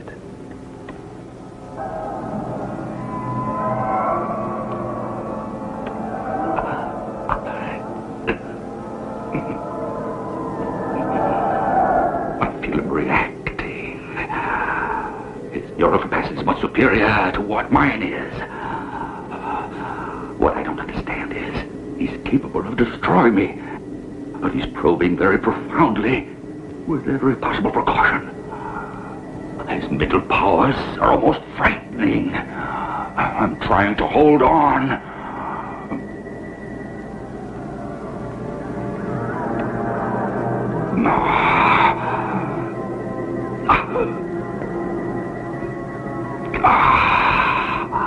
I did it. He's withdrawn. Yes? Forst, listen carefully, partner. I have discovered an incredible thing here. One of these Earth people has a mental force similar to ours. After making our collection of samples, I prepared for departure, but a telepathic net is keeping me blocked on the ground. Erase his mind and return. Pity. What an opportunity to dominate the galaxy. If we sold slaves like this, we could destroy our competition and control the entire market. With one? How? Analyzing his mental powers, I could construct a brain pattern and imprint it on similar brains. As soon as the ships arrive, I'll send you some samples. All right, go ahead. Thank you both. Set for generating unit, sir. What were our losses? 18 seriously damaged. Considering large number of slaves collected, minimum required reduplicates is 50.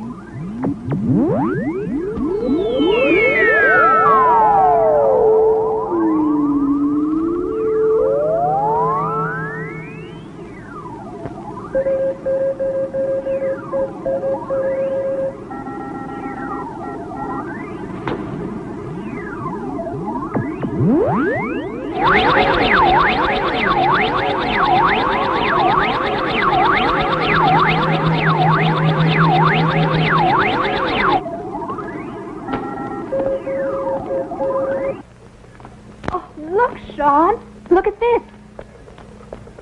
There's a new reaction. Just come and see it. Hold on a second, huh? Listen, it's important. Look at this. A positive reaction, see? It works at last. Yes. It's turning into a mass of molecules. It's anti-inderium. You're right. It's anti-inderium! Hooray! We done it at last! That moon reminds me of the time when you and I used to coo like doves the way Tilt and Tilly are doing right now.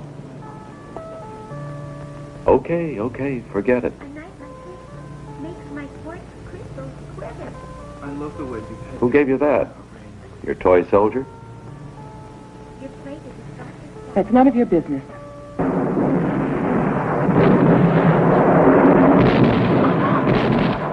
Oh, the anti-inderium. It's unstable. Another failure. We don't have a hope. You don't give the impression that you're really very worried about all this. Hmm? You know something? I've never stopped thinking about you in all these years, Irene. Let's have a look at the laboratory. I could have stayed out here. All right, whatever you say. Yes, but this damp air makes me feel a bit rusty. That's all in your mind. You found the correct path, at least. Sure. The only trouble is, if we can't make the anti-enderium stable, it will kill us. Keep your chin up, Bridget. I was so happy. I thought we'd done it at last. What was all that noise?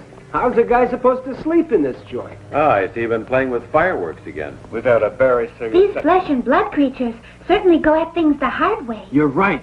They managed to discover anti-enderium, then start shorting their circuits because they can't make the compound stable. But any compound can be made stable. Even a pocket calculator knows that. Why don't we try to do it? You go ahead.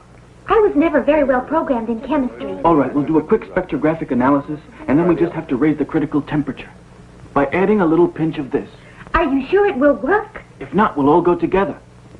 Hey, those two robots, look what they're doing. Oh, my God!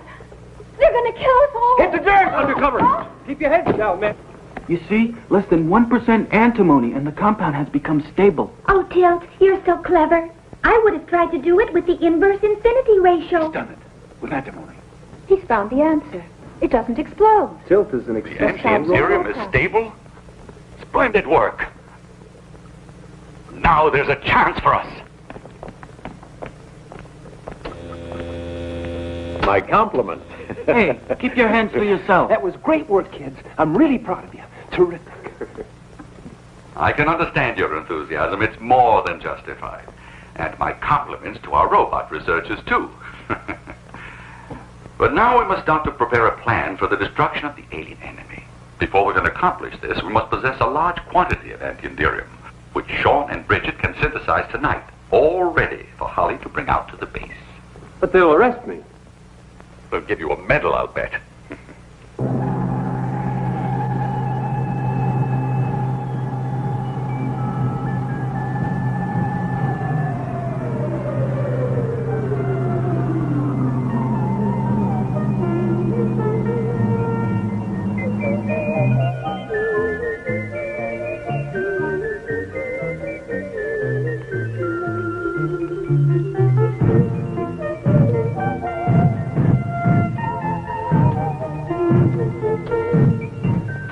We can't manage to fit out more than 5 space fighters. That's the most our technicians will have time to prepare. That'll be enough. Provided we're able to utilize the surprise factor. Right now, you'd better get some rest. You'll have to be in top form tomorrow. We'll attack as soon as the ships are fitted out.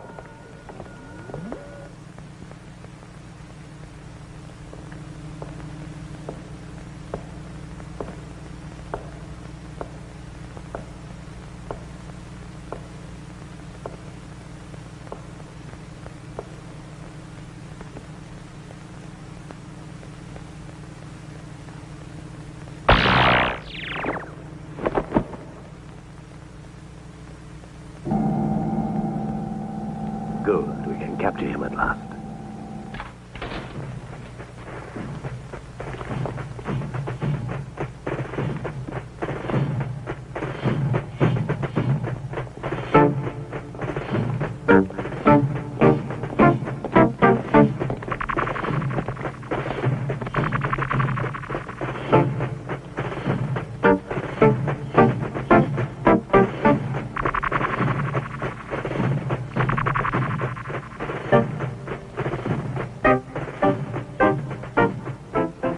We've got to sound the alarm. Wake everybody up. Wait a minute. That reminds me. Now I remember why we wanted to commit suicide. All right, let's hear it. Not that I have much faith in your memory anymore. Anyway, we wanted to commit suicide because we could never go to sleep. I knew it. What a silly idea. I've never felt the slightest desire to go to sleep. It's just a waste of time. No, it isn't.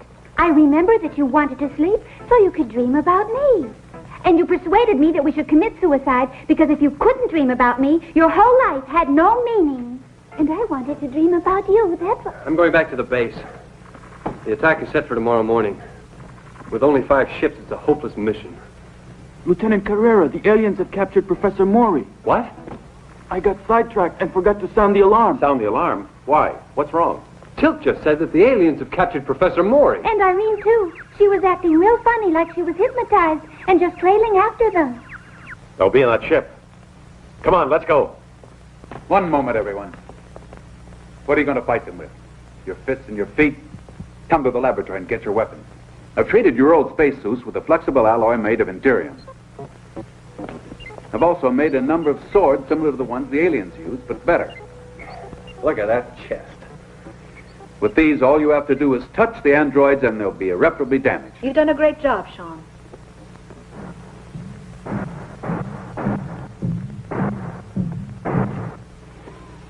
Just like Charles Atlas. When he was just a frail weakling. What's that? The hero's death. I ought to challenge you to a duel for that. Come on, make it snappy. We have to hurry. So Gatorface has an army of androids, and he gave them all the same page boy haircut? And they carry around lightsabers as passable as a truck through my colon. If you're into it, I got a few tapes. I'm sorry I said it. Let's just get back to the movie. Oh yeah, it's final battle time, folks. Full of lasers and cool effects. Nah, I'm kidding. It's still gonna suck. Roll 'em.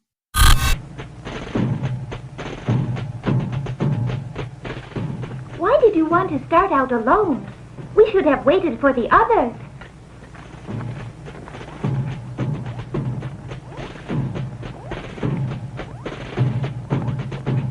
The aliens are taking the professor aboard their spaceship.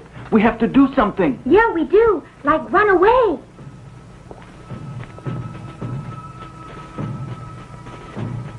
Tilt, let's get out of here. I'm frightened. There's nothing to be afraid of. They're not programmed to recognize us. They can't even see us. Well, this one must have the wrong program. So long. No, hold on, Tilly. Where are you going? Wait! These robot women.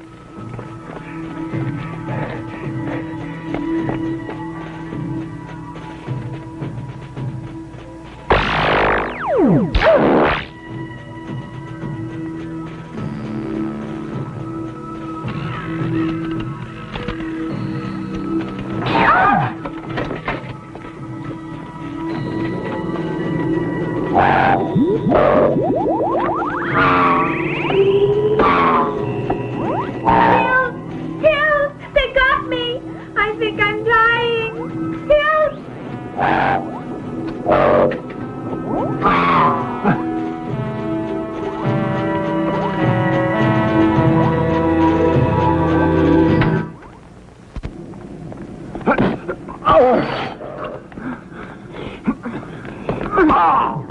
Tilt, I'll go and look for my uncle. You let these in. Here, take this. All right, but... What's happening? Are you all right? Something's happened to Tilly. I've lost psycho contact with her. Whenever this occurs, all my programs zero out, and I can't move anymore. Wait here. I have no choice.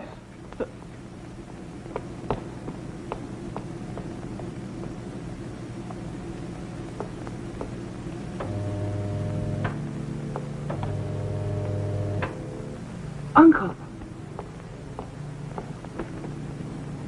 What are you waiting here for? Why don't we attack? Calm down. We got here too late. There's no way for us to get inside the ship now.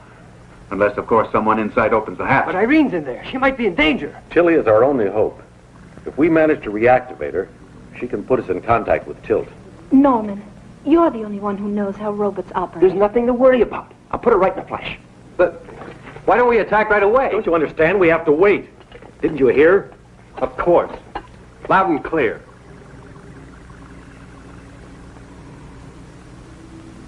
Uncle. Uncle.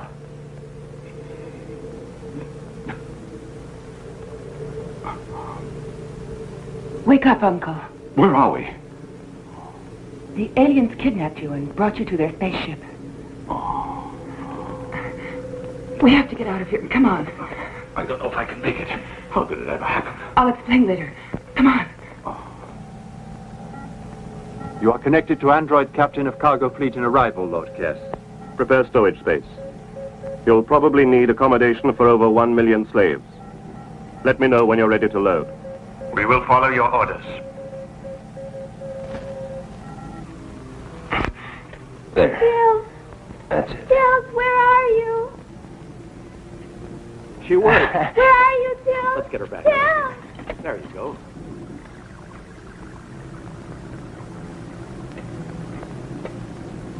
Good girl. Come on, everybody. Quick! Irene and the professor are in here. Hurry! Here we are, Gills. We're coming. So the instruments show native activity outside the vessel. Follow Order 24B. Destroy natives. Use nucleonic ray. Wait outside, Tilly. Hurry, everyone. Inside, quick. Come on, hurry. Something strange here, sir. The natives seem to have gone now. Hurry, Uncle. You must try hard. We have to get to the exit. Come on. You go ahead, Irene. I can't go any further. Uncle!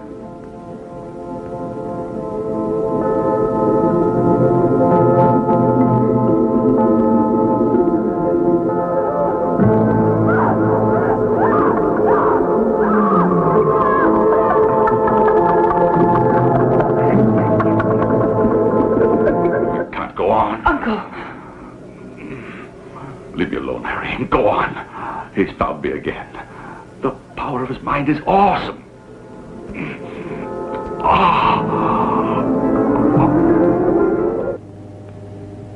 Lord Kess, several humans have succeeded in entering our vessel armed with Indirium swords. We need reinforcements.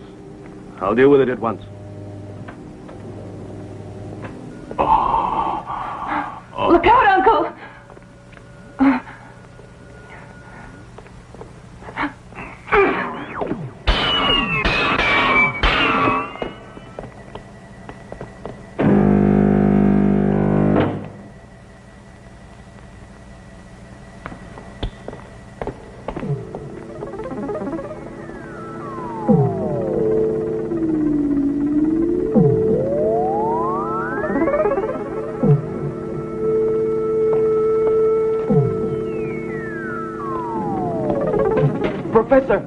Professor Maury!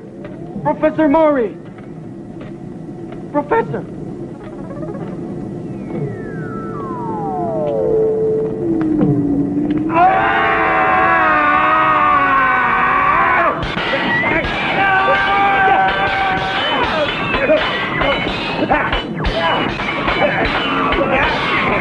More natives have entered. I've sealed off the slave compartment, sir.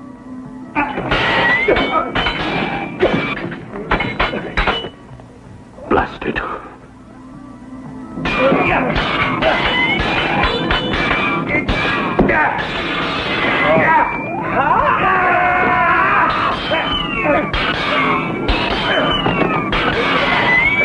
It's a weak.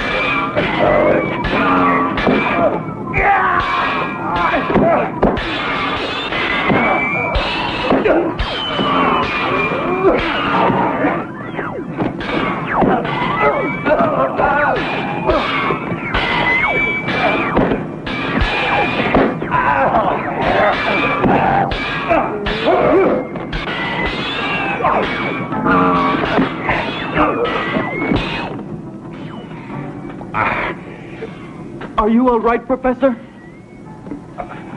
We must get out of here. We're in danger. They can't hold out much longer.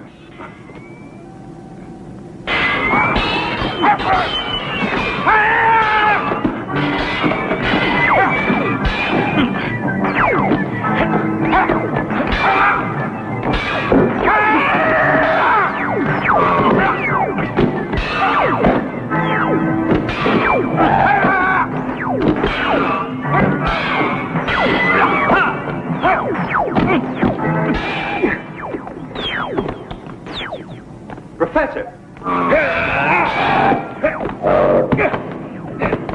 They're pretty delicate, these androids, huh? Let's go before some more arrive. Professor Maury, you're safe, thank goodness. But where's Irene? They've locked her in that room there. See if you can get her out. I just can't manage it. Poor deluded fools. I'll teach you to rebel against your new master. You will all die in atrocious agony. I can feel that mind again. Do what you can, Dirk. I have to get away. Get him out of here, quick.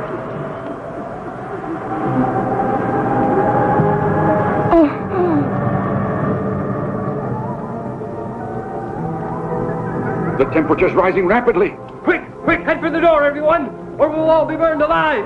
Retreat! Thank goodness we're together again, Tilt.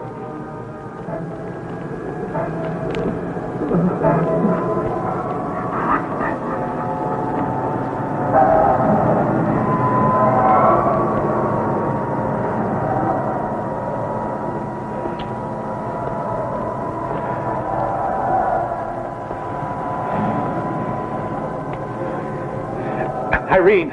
Irene!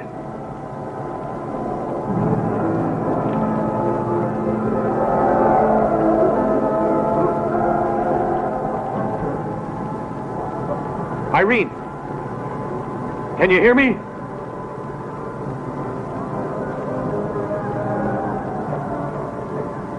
Irene, do you feel my mind? Yes. I can sense that you do. Now relax. Drive all thought from your mind. Concentrate. Concentrate. Because if we unite our mental energy, we may be able to open the door.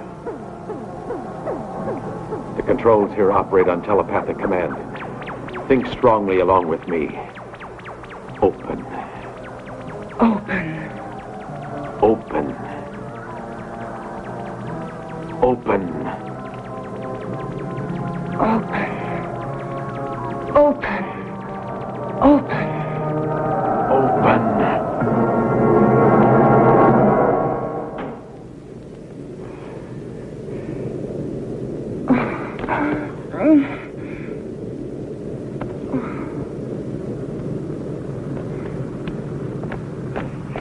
Quick!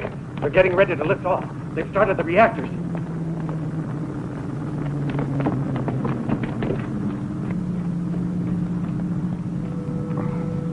Irene and I will go back to the laboratory. Perhaps we can be of some use there. Come along. Tilt and Tilly, come with us.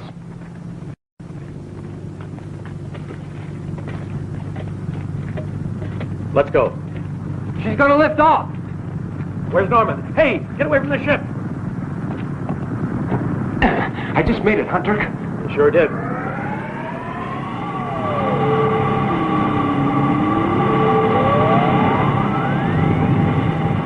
Look at her go. She's huge. Gigantic. Quick, we gotta go after her and the fighters. To the base.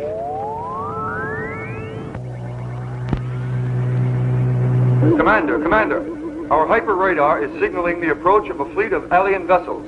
The computer has analyzed their course and they are heading for a rendezvous with a flying saucer. Did you hear that, Flanagan? There are more aliens. Let's get the first bunch now. We'll get rid of them before their friends come and help.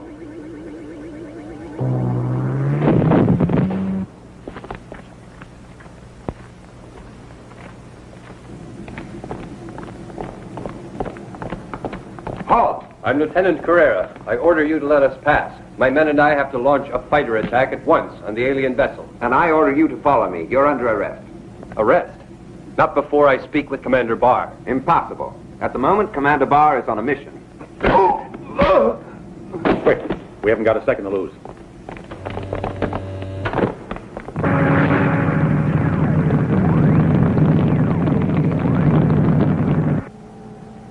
I have 16 cargo vessels with me. There are native fighters on our screens. I'm awaiting your instructions. Get ready to attack. There are just two, and they can't be dangerous. The planet is an L2. They're only barbarians. They have no weapons against Indirium. Destroy them.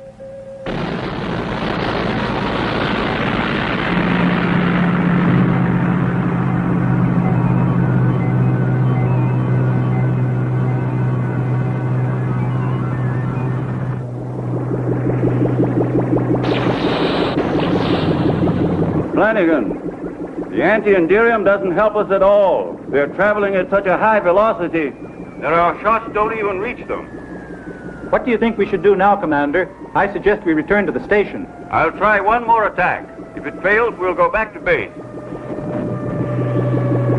Matrix for attack outline 1820. Attack potential 2.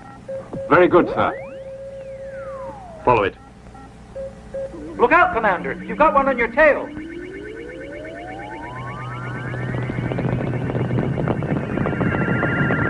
Destroy it. Yes, sir.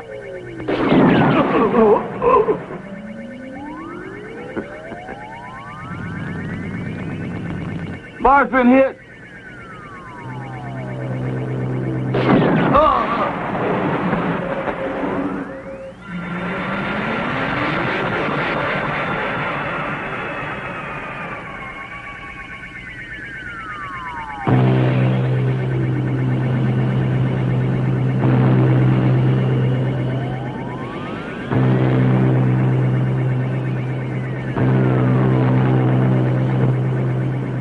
Flanagan and Barr have been hit. Now, it's up to us. And it'll be tough. Let me go ahead, Dirk. I want to avenge my commander. Hollywood. Okay, go ahead. It's suicide, Dirk. We'll never manage to do it. Their velocity is superior to ours.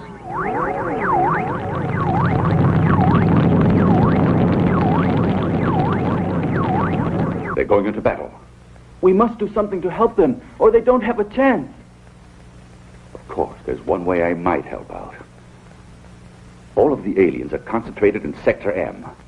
If I could get my concentration back again, I think I could manage to interfere with their power drives and slow down their propulsor engines, putting our fleet on an equal footing with the aliens, but only for a minute.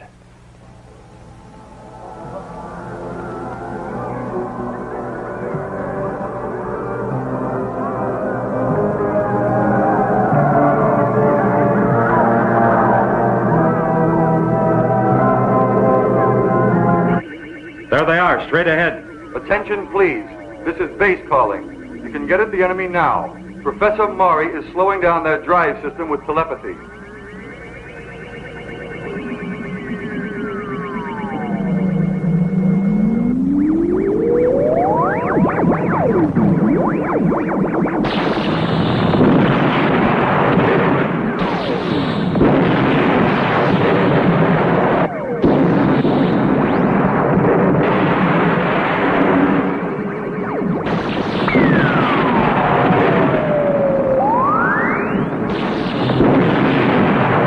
Sean, Bridget, there's another formation of aliens on your tail. Holly, there are two more beside you. I got their range. I'm right on top of them. They're all mine.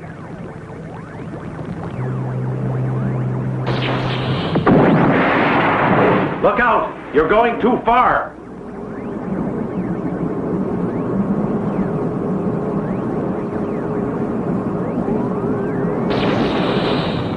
You missed him. Look out, he's gonna get you.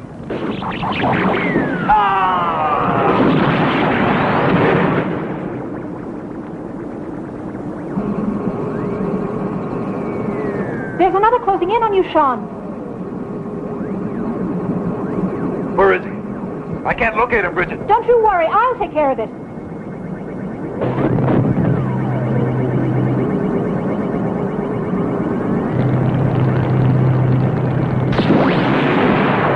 I got him, Sean. You see that? Look out, everyone! There are more coming!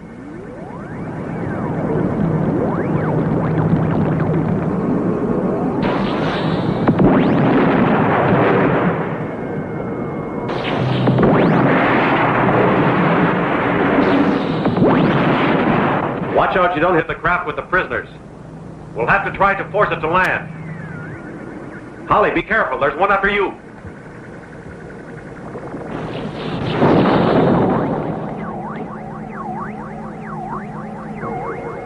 I'll force you to land, you bastards.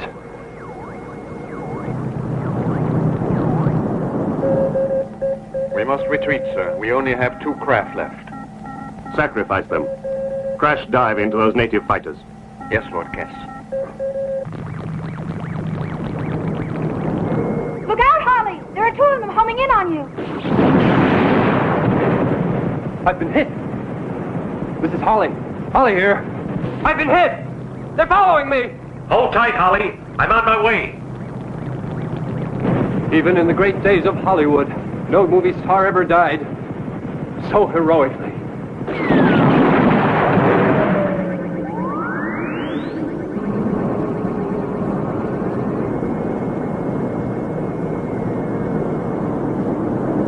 Sean, Bridget, they're all yours. Okay, Dirk. We'll follow them.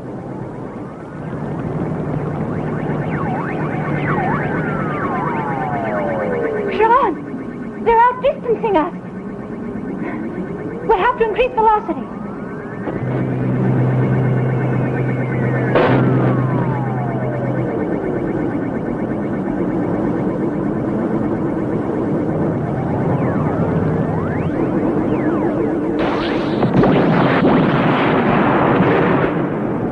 Sean, Bridget, I've eliminated the remaining saucers here, but I don't see you on the radar. Where are you? We're right on his tail, Dirk. We won't give up if he goes to the end of the universe.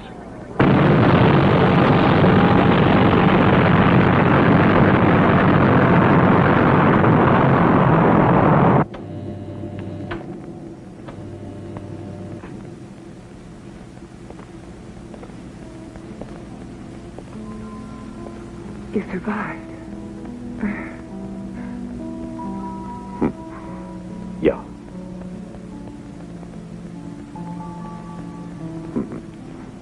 You're alive. Yeah.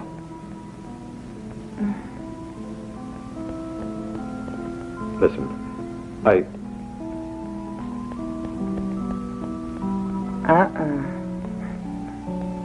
Don't try it. What? Your eyes. I learned everything about that from my uncle. Oh, Irene. I couldn't hypnotize you. Honest. You already have.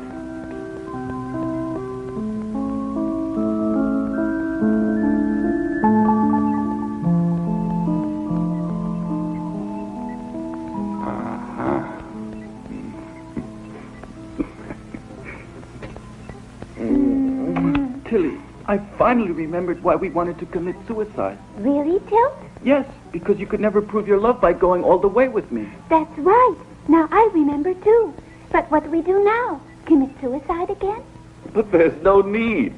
I can make some little design changes, adjust a few details, and you can prove your love like any other people.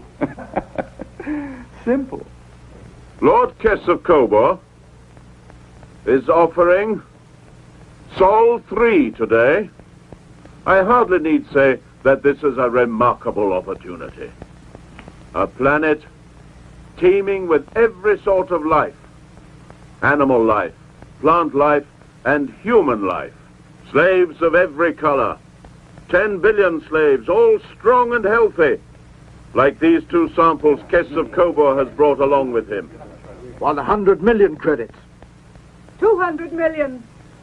My lord, this planet is unique. Therefore, the starting price is 300 million credits. It's worth more than that. Over 10 billion human slaves just waiting until they're captured. 600 million credits. 600 million credits. Lord Gar of Torquil has made a generous offer. Very generous offer. I concede ownership of Sol 3. I hope you enjoy it. You get 50%. You two swindlers. But what can you do with all that money? The agreement was 50% plus the prisoners. As for all that money. I think I'd like to get a nice little planet of our own. Ladies and gentlemen, the offer...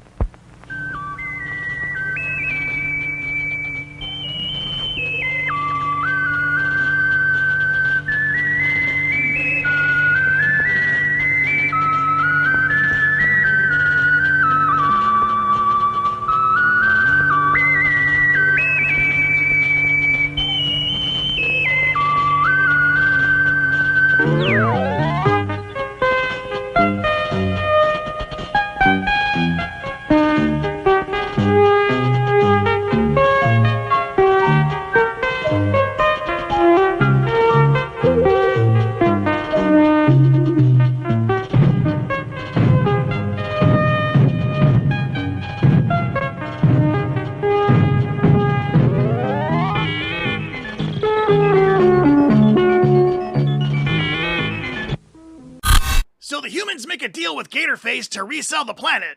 At a huge markup, I might add. And the humans get half? They're kind of right back where they started. Well, they got 3 million credits or whatever. Maybe they can buy better weapons? I guess. So, favorite character, Shadow? I picked Gator Face. He had good hair and he kind of rocked the high collar look. I like the suicidal robots. I actually understood most of what they said. Who did you like, Dwellers? What did you think of Star Odyssey? Are any of you still awake? Are any of you listening to me right now? Thanks for watching, and as always, a huge thank you for your continued support. Next month, we're doing a straight-up horror film. As far from space as we can get for a while. Get some sleep, dollars. Bye!